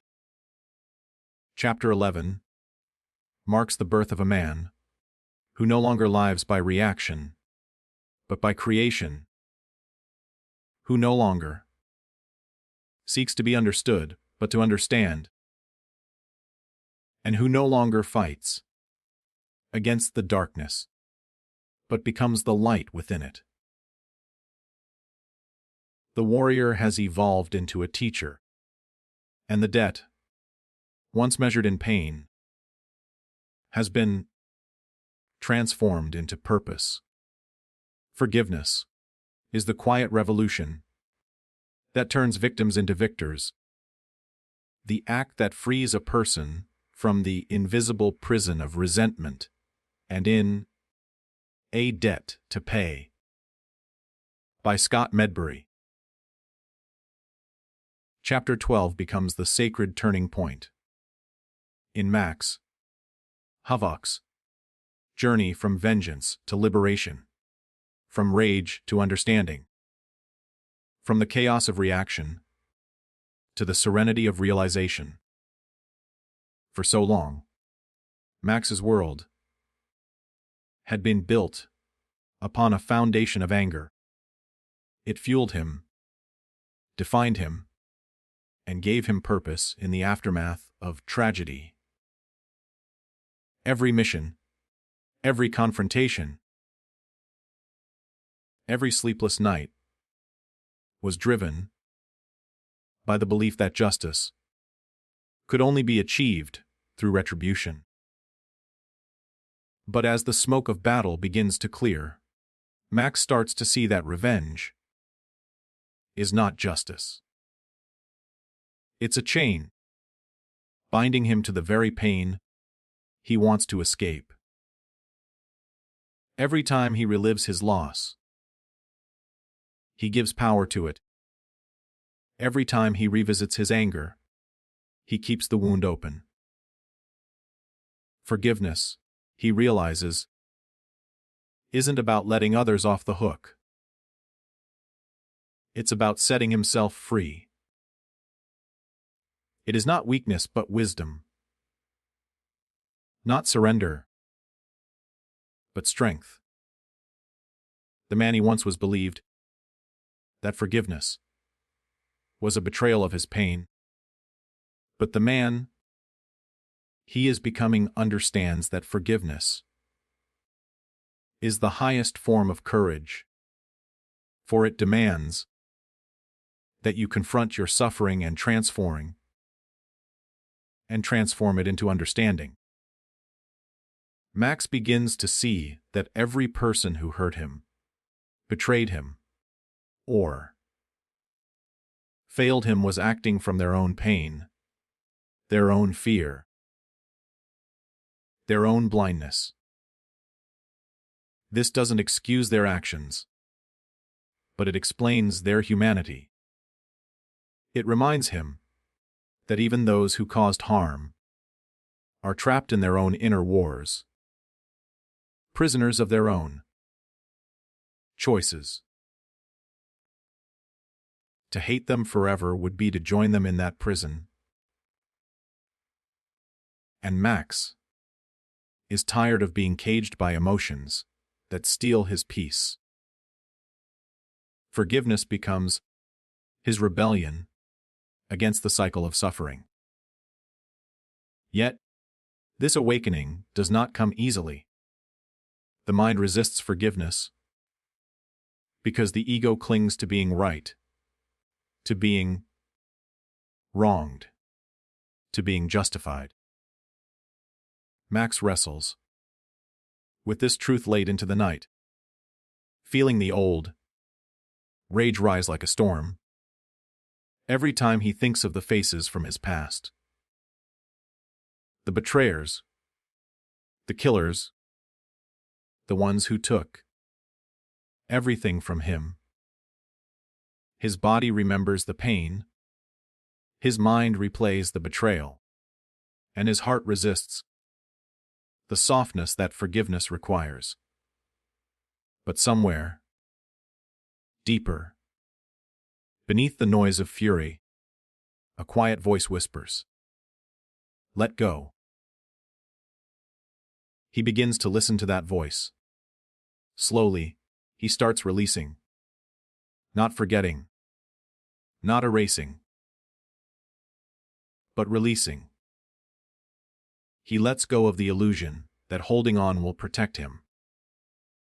He understands now that to heal, he must surrender, not to his enemies, but to peace itself. This surrender is not defeat. It is transcendence. He begins practicing forgiveness like a discipline, a ritual as deliberate as his training. Each morning, he reminds himself that resentment is a poison he no longer wants to drink. Each night, he repeats a simple mantra: I release what I cannot change. At first, the words feel hollow, mechanical, but repetition is powerful, and over time, those words begin to settle into his bones. He feels lighter, calmer, clearer.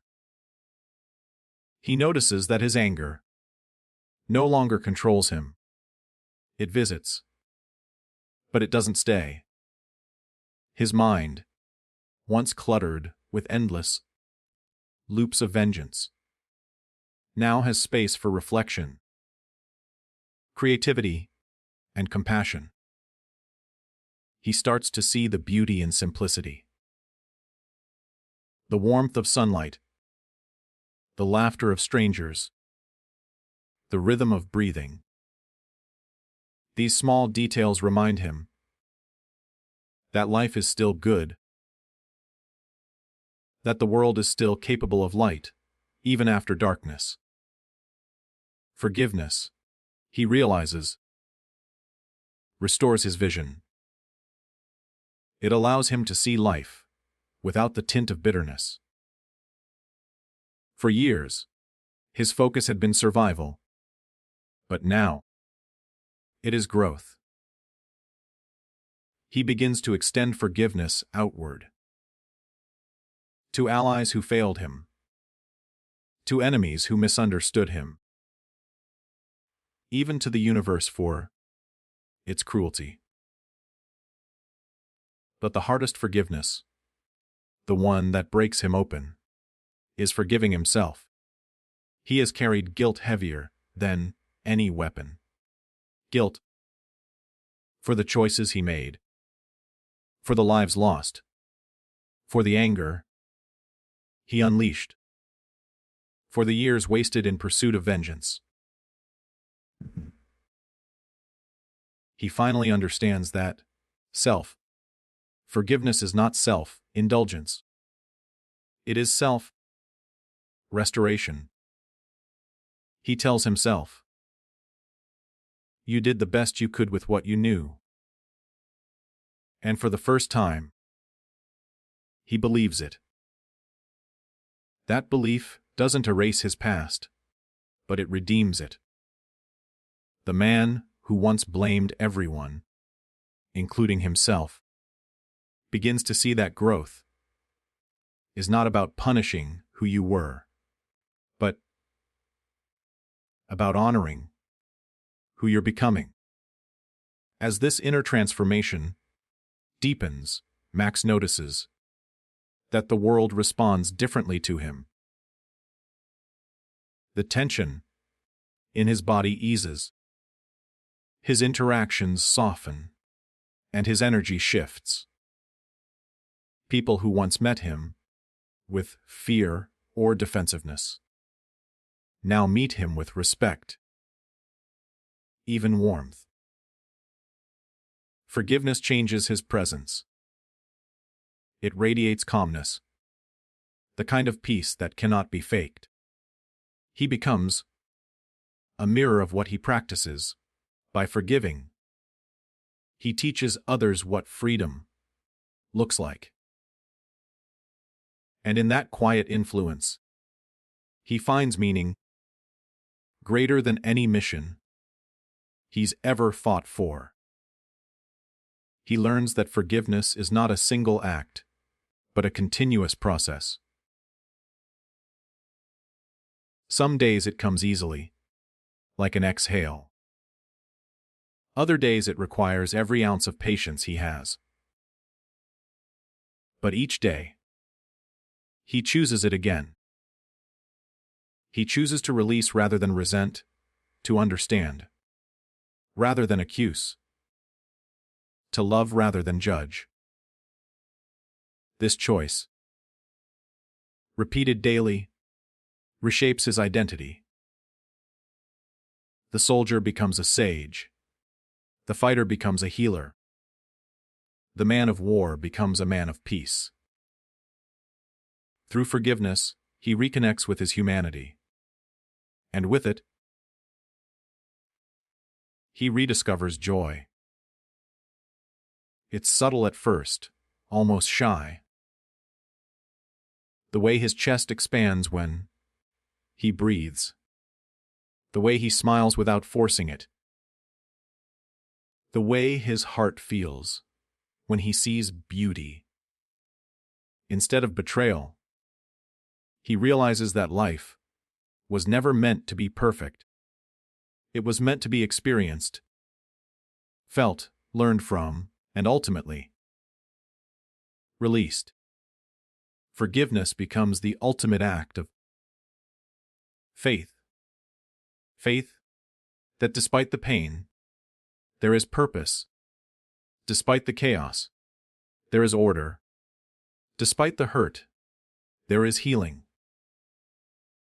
Max now understands that every person he forgives is another weight lifted from his soul. The more he forgives, the more room he has for gratitude. And gratitude, he finds, is the natural successor to forgiveness. They are twins of the same truth. That peace is not given. It is created within. As he looks back on his journey, Max sees that forgiveness has not made him weaker or more vulnerable. It has made him invincible in a new way. No one can control him anymore, because no one can make him hate. Hatred once drove his life. Now, it has no place in it. The people who wronged him no longer occupy his thoughts. They have become distant shadows, powerless against his present light. Forgiveness has reclaimed his energy, his time, his purpose. It has transformed him from a man defined by his past into one inspired by his future. And in this newfound freedom, Max discovers what love truly means. Not romantic love, but the love that transcends condition. The love that accepts life as it is. He learns to love even the parts of his story that once broke him, because they brought him here. To peace, to understanding, to wholeness. Standing on the edge of a quiet dawn, Max closes his eyes and lets the sunlight wash over his face. He whispers to himself, "It's done." Not because the world has changed, but because he has. He forgives one last time. Not a person, but life itself. And in that moment, the war within him finally ends. He smiles. Not because everything is perfect, but because he no longer needs it to be. The journey from vengeance to forgiveness has been the hardest of his life. But it has also been the most transformative. He has learned that forgiveness is not the end of pain, but the beginning of peace. And as he walks forward, unburdened and unbroken, Max Havok becomes the living embodiment of that truth. That to forgive is to free yourself.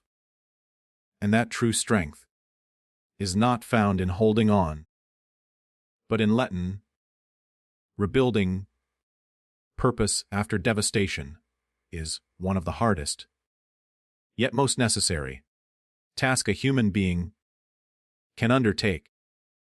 And in A Debt to Pay by Scott Medbury, Chapter 13 marks the moment when Max Havok finally begins to rise, not as a weapon of vengeance, but as a man of vision, clarity, and rebirth. For years, his life had revolved around loss, revenge, and the unending echo of what was taken from him. Every breath had been an obligation. Every day another step in a mission, fueled by rage. But when the fires of anger finally burn out, when the final score is settled, and the dust settles around him, Max finds himself standing in the silence of aftermath, alone, empty, and uncertain of what comes next. That is the cruel paradox of revenge. It gives the illusion of purpose until the moment it is fulfilled, and then it leaves nothing but a void where your soul once burned. Max realizes that to move forward, he must build something entirely new. Not from the ashes of hate, but from the soil of understanding. The process begins quietly, without fanfare, in the stillness of self-reflection. He asks himself the question that every warrior must eventually face. If I'm not fighting, who am I? For a man who has lived by conflict, peace feels foreign, even frightening. The absence of enemies feels like the absence of identity. But slowly, Max begins to understand that purpose is not found in destruction. It's found in creation. The first step in rebuilding is not action, but acceptance. Accepting that the past cannot be undone, that pain cannot be reversed, and that growth must come from what remains. He learns to sit with the discomfort of emptiness without trying to fill it immediately. He allows silence to speak, and in that silence, he begins to hear the stirrings of something new, an inner calling toward meaning, not just survival.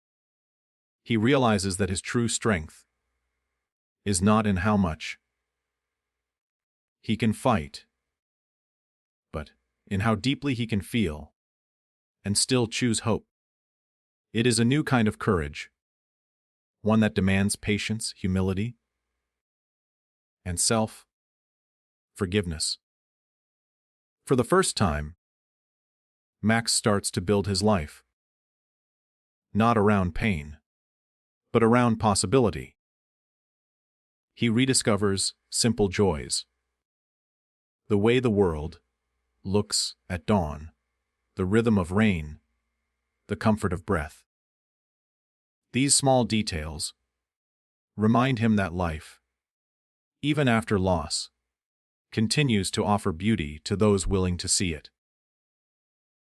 Slowly, purpose begins to form, not as a mission of vengeance, but as a journey of meaning. Max begins helping others who have walked similar paths, those broken by violence, betrayal, and despair.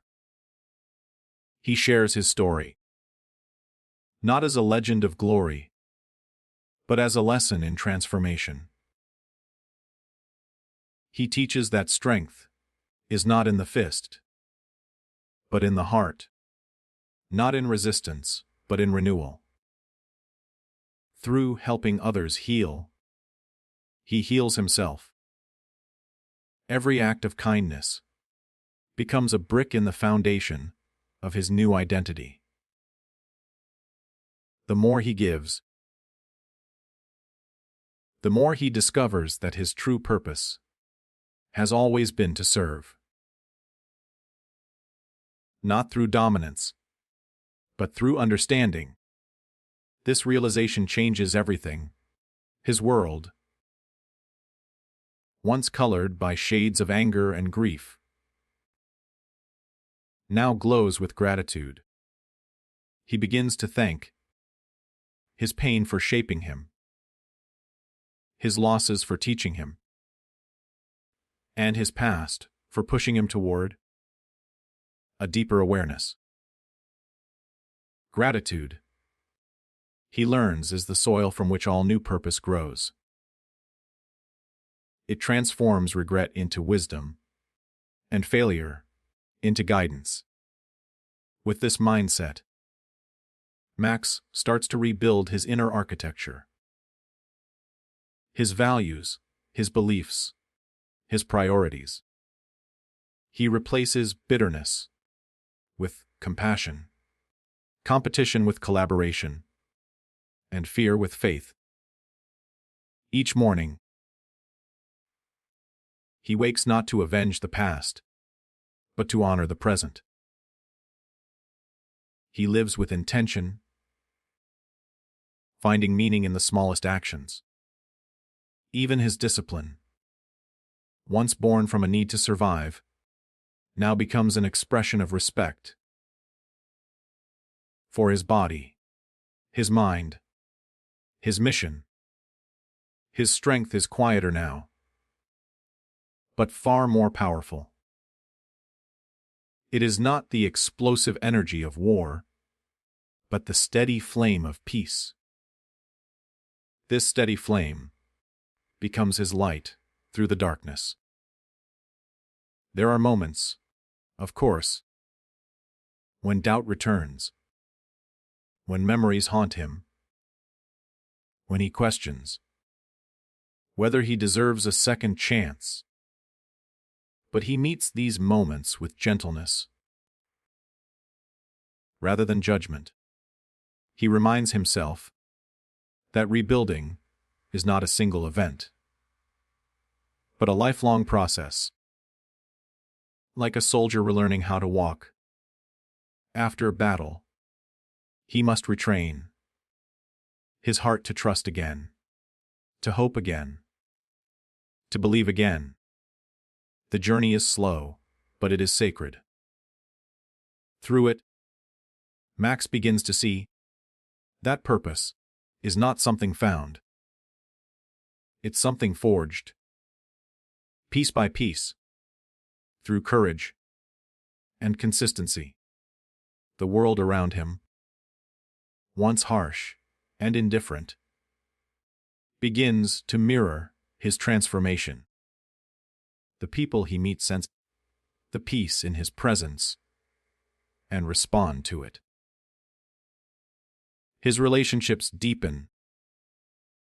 His conversations grow more authentic.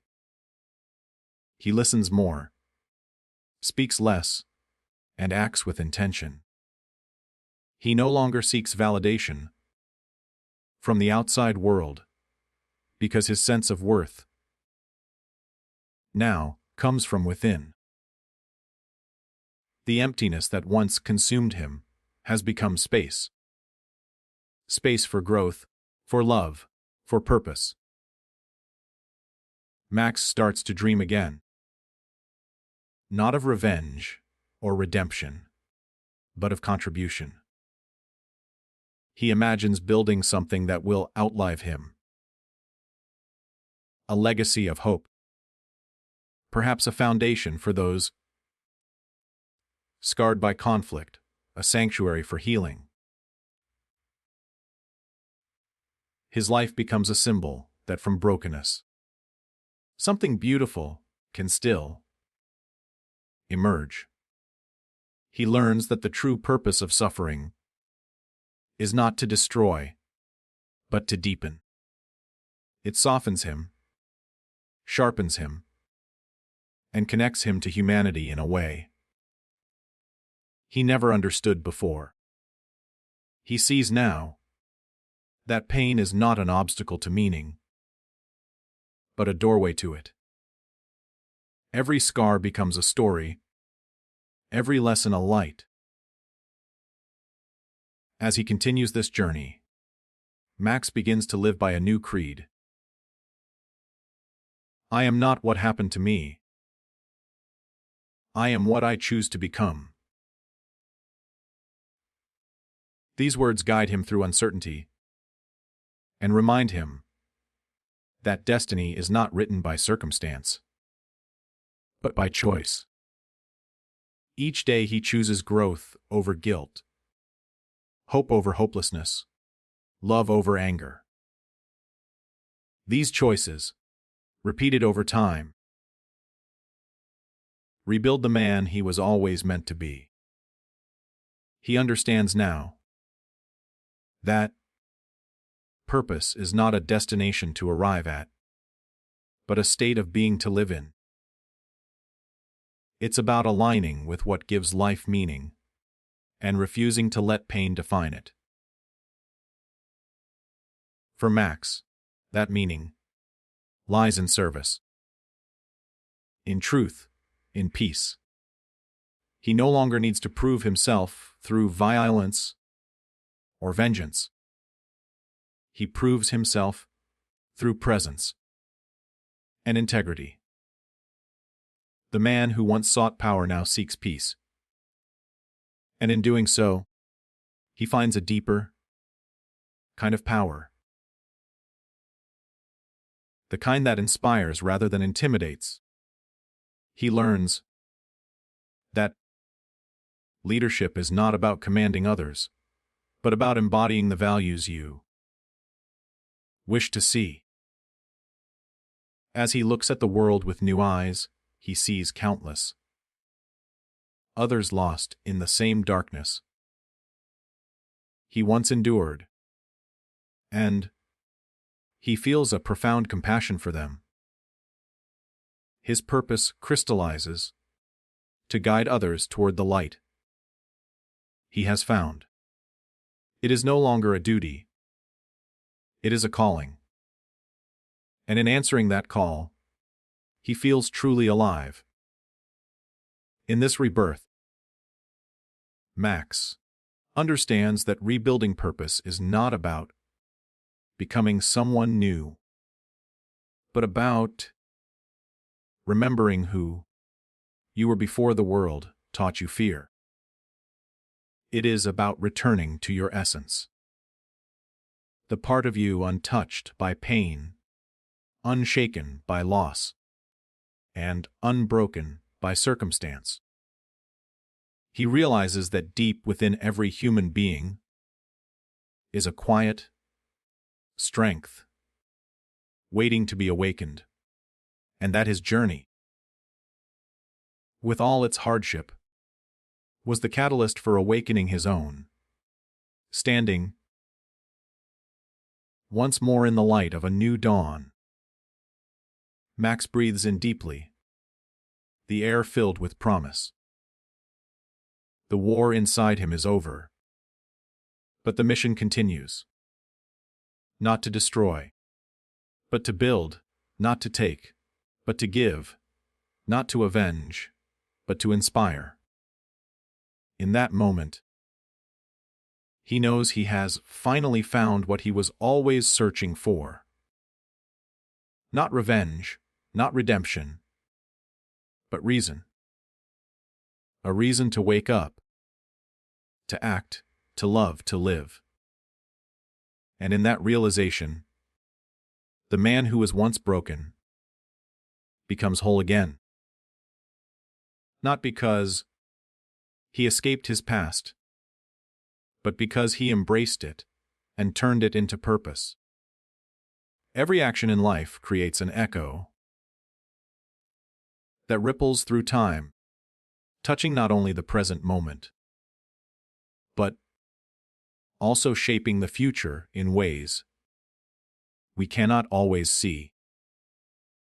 And in A Debt to Pay by Scott Medbury. Chapter 14. The Echo of Responsibility becomes the philosophical heartbeat of Max Havok's transformation. The chapter where he realizes that every choice he has ever made, from acts of violence to moments of mercy, carries consequences that extend far beyond himself. It is here that Max truly understands that responsibility is not a burden, but a power. The ability to respond consciously to life, rather than react impulsively to pain. For years, he had lived as though the world had wronged him. As though fate itself had singled him out for suffering. But now he sees that the echoes of his own actions have been shaping his world all along. Every decision he made out of anger brought him more anger. Every act born from hate returned to him in different forms, and every step toward vengeance led him deeper into the same darkness he thought he was escaping. The cycle was never about destiny. It was about cause and effect, about energy, intention, and accountability. Responsibility, he realizes, is the difference between repeating the past and rewriting it. It's the moment you stop asking, "Who did this to me?" and start asking, "What can I do now?" It's the shift from victimhood to authorship, from being a product of your circumstances to becoming a creator of your reality. As Max reflects on this truth, he begins to see his past not with regret, but with clarity. He understands that every mistake, every misstep, every act of destruction was part of his awakening. A brutal but necessary teacher, guiding him toward wisdom. He cannot undo the past, but he can change what it means by what he does next. That realization transforms his guilt into gratitude, because without those painful lessons, he would never have reached this depth of awareness. Responsibility is not about self-punishment. It's about self-empowerment. It means owning your part in the story, learning from it, and consciously choosing what kind of echo you want to leave behind. Max starts living by this principle in every aspect of his life. He becomes mindful of his words, his actions, his energy. He knows now that the way he treats others is a reflection of how he has learned to treat himself. When he speaks with intention, aware that words can wound or heal, depending on the spirit that carries them. When he acts with purpose, knowing that each choice contributes to the kind of world he is helping to create. The more responsible he becomes, the freer he feels. Not because responsibility is easy, but because it gives him control over what once felt uncontrollable. He can no longer blame luck, fate, or circumstance. He can only adjust his response. And in that adjustment lies ultimate freedom. Max's growth becomes a study in accountability, a journey from chaos to coherence. He recognizes that everything in life operates in cycles. What you give returns. What you ignore festers. And what you face transforms. By taking responsibility, he breaks his personal cycle of pain. No longer does he project his suffering onto others or escape through rage. Instead, he uses his awareness as a compass. When life tests him, as it inevitably does, he asks himself, "What is this teaching me about myself?" That question changes everything, turning obstacles into opportunities for mastery. He learns to respond with wisdom instead of instinct, compassion instead of control. And as he evolves, the echoes of his choices grow softer, gentler, more harmonious. The world around him begins to reflect his inner order. Relationships heal, conflicts dissolve, and peace becomes his natural state. But this peace is not the absence of struggle. It's the ability to remain centered in the midst of it. Max learns that true responsibility extends beyond actions. It includes emotions, thoughts, and even energy. When he feels anger rising, he takes ownership of it instead of projecting it.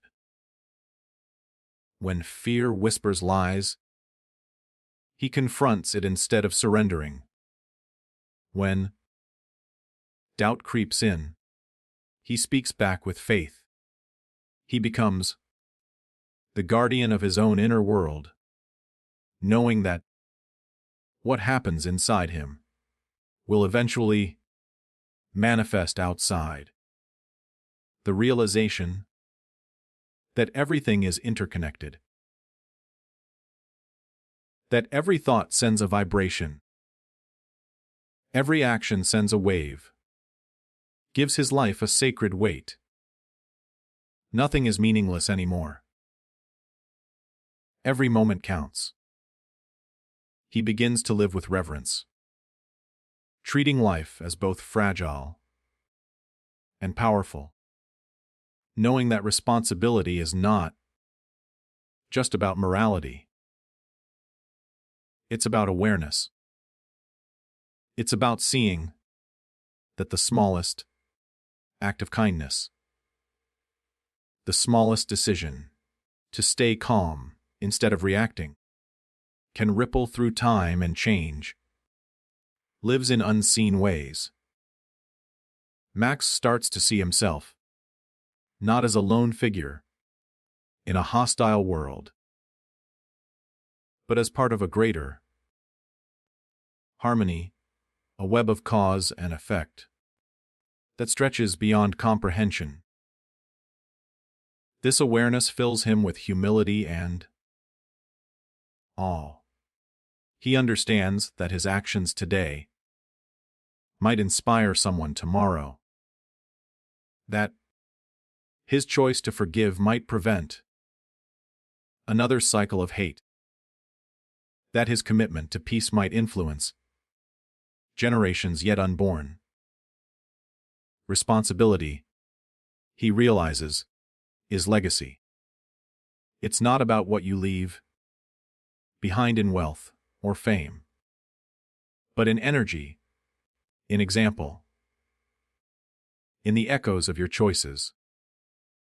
Every person leaves ripples in the pond of time. The question is, what kind of ripples will you leave? Max's answer is clear. He will leave ripples of purpose, of peace, of presence. He will ensure that his echo is one of light, not noise. This realization reignites his passion for life. He no longer sees responsibility as confinement, but as creativity, the ability to shape meaning from chaos. He becomes more deliberate, more conscious, and more compassionate. His leadership evolves. He doesn't command others. He inspires them by the way he carries himself. His calm under pressure, his patience in adversity, his kindness in strength. All of these qualities become the silent lessons that ripple outward. People begin to mirror his energy without even realizing it. His responsibility becomes contagious. He starts to see that this is how true change happens. Not through force, but through resonance. The echo of one responsible mind can awaken another, and soon, the world begins to shift, one conscious choice at a time. But Max also understands that this journey never ends. Responsibility is a practice, not a finish line. There will always be new choices to make, new challenges to meet, new shadows to confront. Yet, he meets this truth with calm acceptance. He no longer fears failure, because failure itself is just feedback, a message guiding him toward greater alignment. He has learned that the only real mistake is refusing to learn. Every experience, no matter how painful, can be redeemed through understanding. As he reflects on his past life, the wars, the losses, the endless pursuit of payback, Max realizes that every echo of his former self led him here, to this moment of profound awareness. The debt he once thought he owed to others was really a debt to himself. A debt of responsibility, of integrity, of truth. And now, by living consciously, he is finally paying it in full. The world hasn't changed dramatically, but his perception has, and that makes all the difference. Standing in the quiet of the evening, Max watches the horizon fade into twilight. He feels the gentle pulse of life all around him.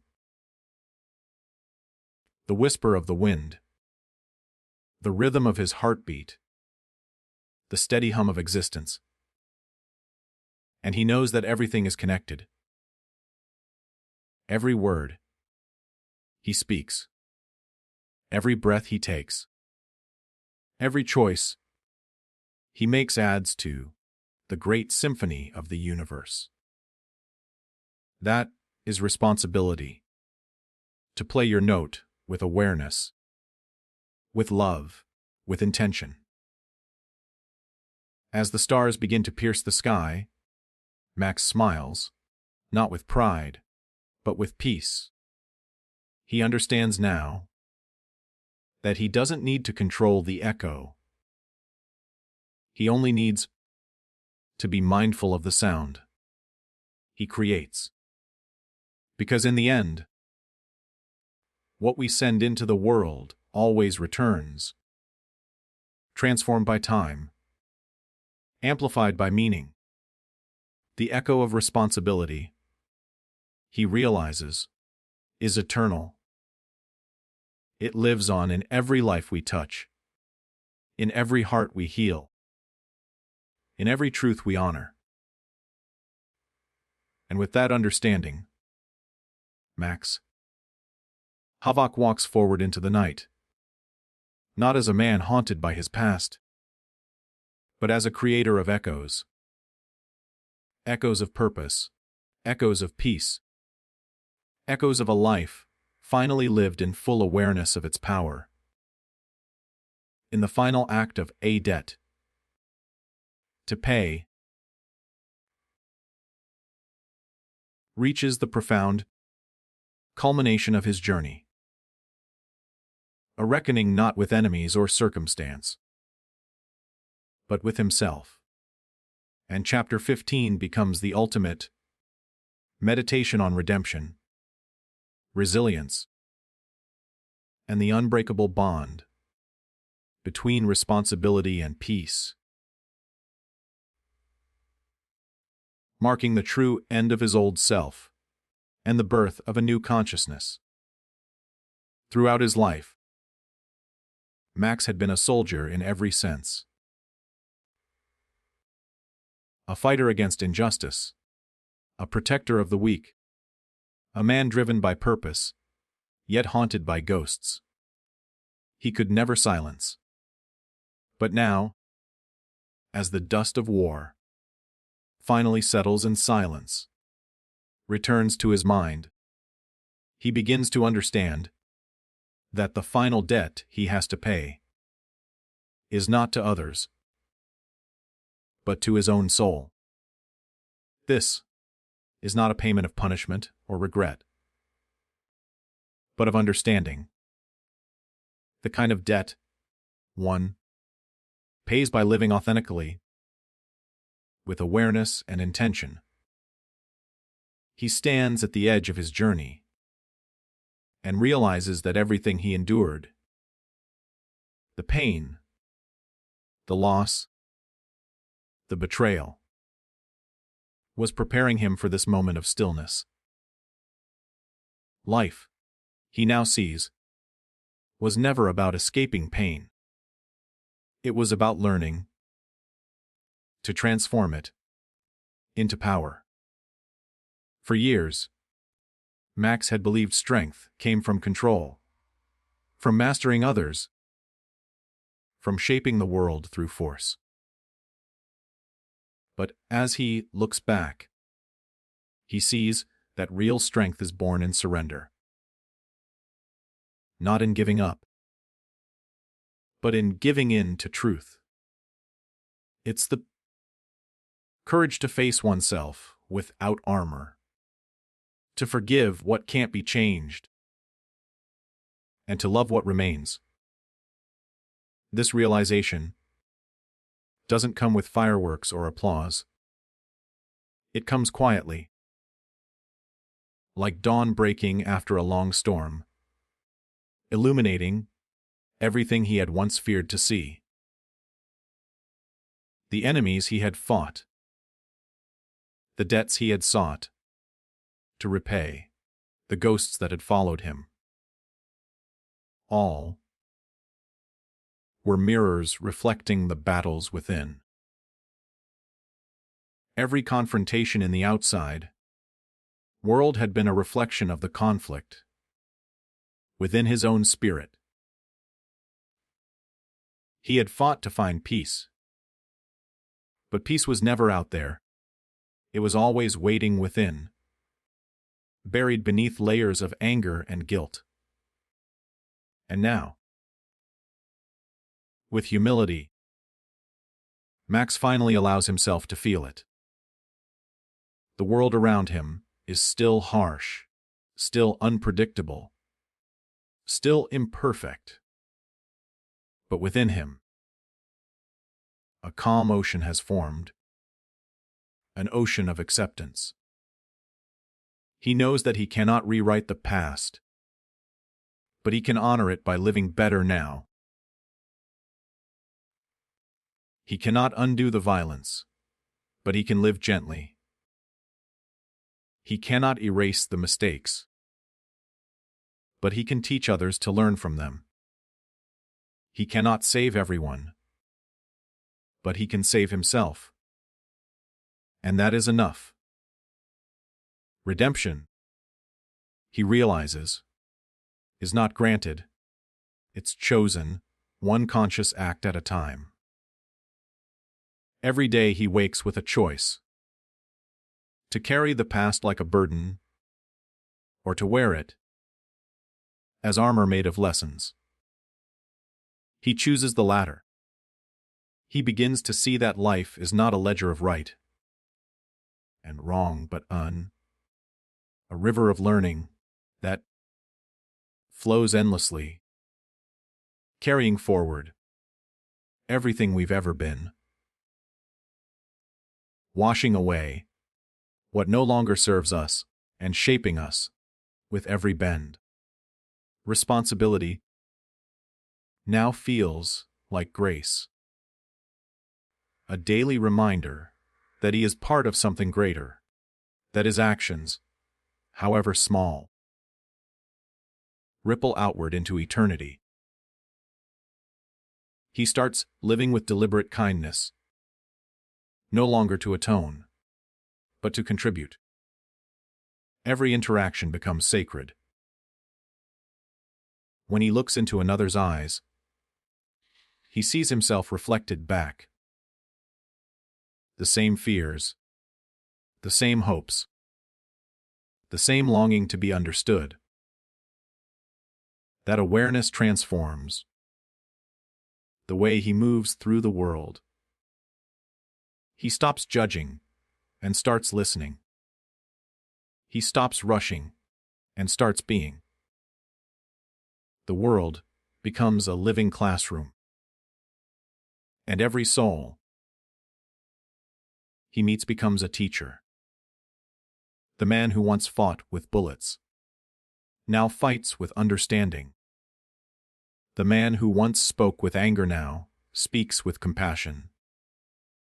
And in that transformation lies his freedom. For the first time, Max understands that peace is not the opposite of war.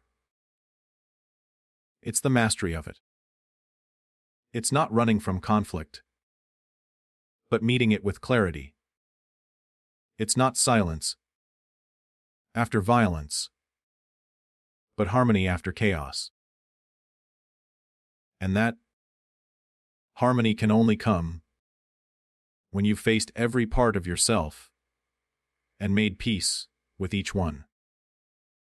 The ghosts that once haunted him don't disappear. They simply lose their power. They become shadows that remind him of where he's been, but no longer dictate where he's going. He honors them with gratitude, not fear. They were, after all, the architects of his awakening. Without them, he would never have known his own strength. As Max walks through the quiet streets of a city, rebuilding itself, he notices the resilience of life. The way nature reclaims the ruins, the way people still smile despite their scars, the way hope always finds a way to bloom through the cracks. He realizes is the true essence of humanity, not perfection, but persistence. We fall, we rise, we learn, and we try again.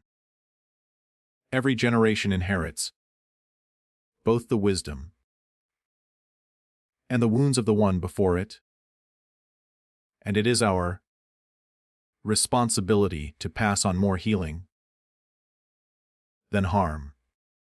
Max feels this truth settle deep in his bones. He vows to live in a way that leaves light behind.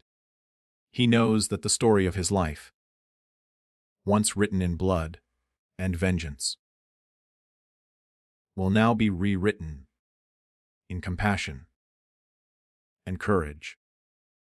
He no longer seeks victory. He seeks harmony. He no longer measures success by conquest, but by connection. He no longer chases meaning. He creates it through presence. His mind, once a battlefield, has become a sanctuary. And in that sanctuary, a new belief takes root. That growth never ends. Even peace is not a destination, but a practice.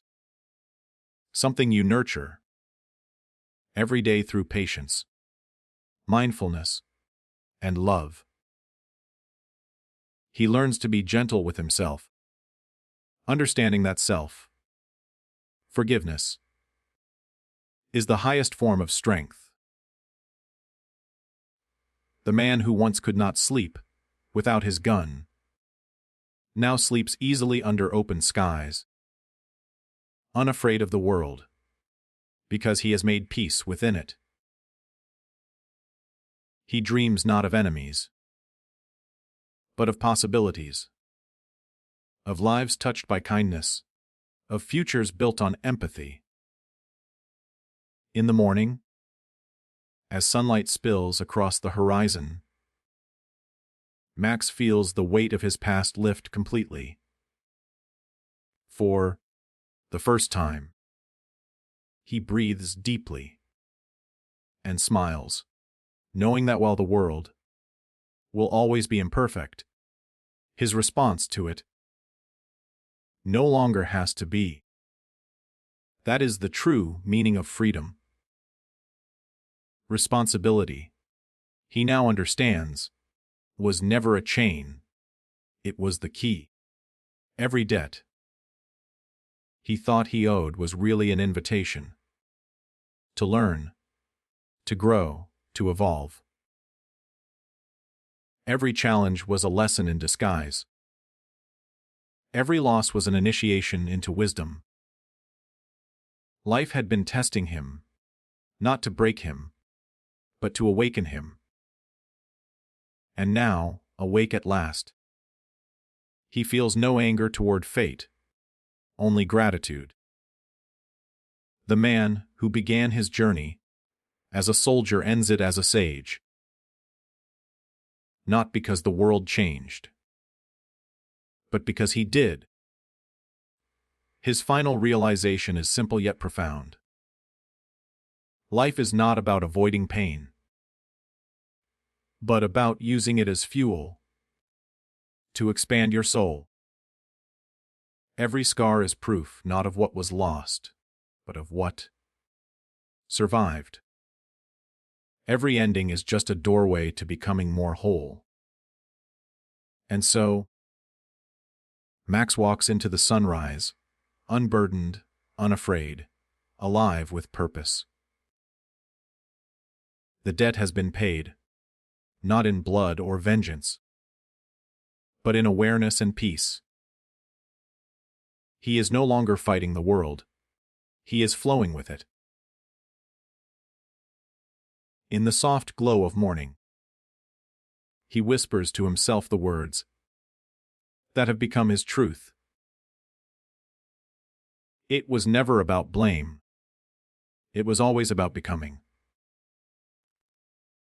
And with that, the echo of his journey fades, not as an end, but as a beginning,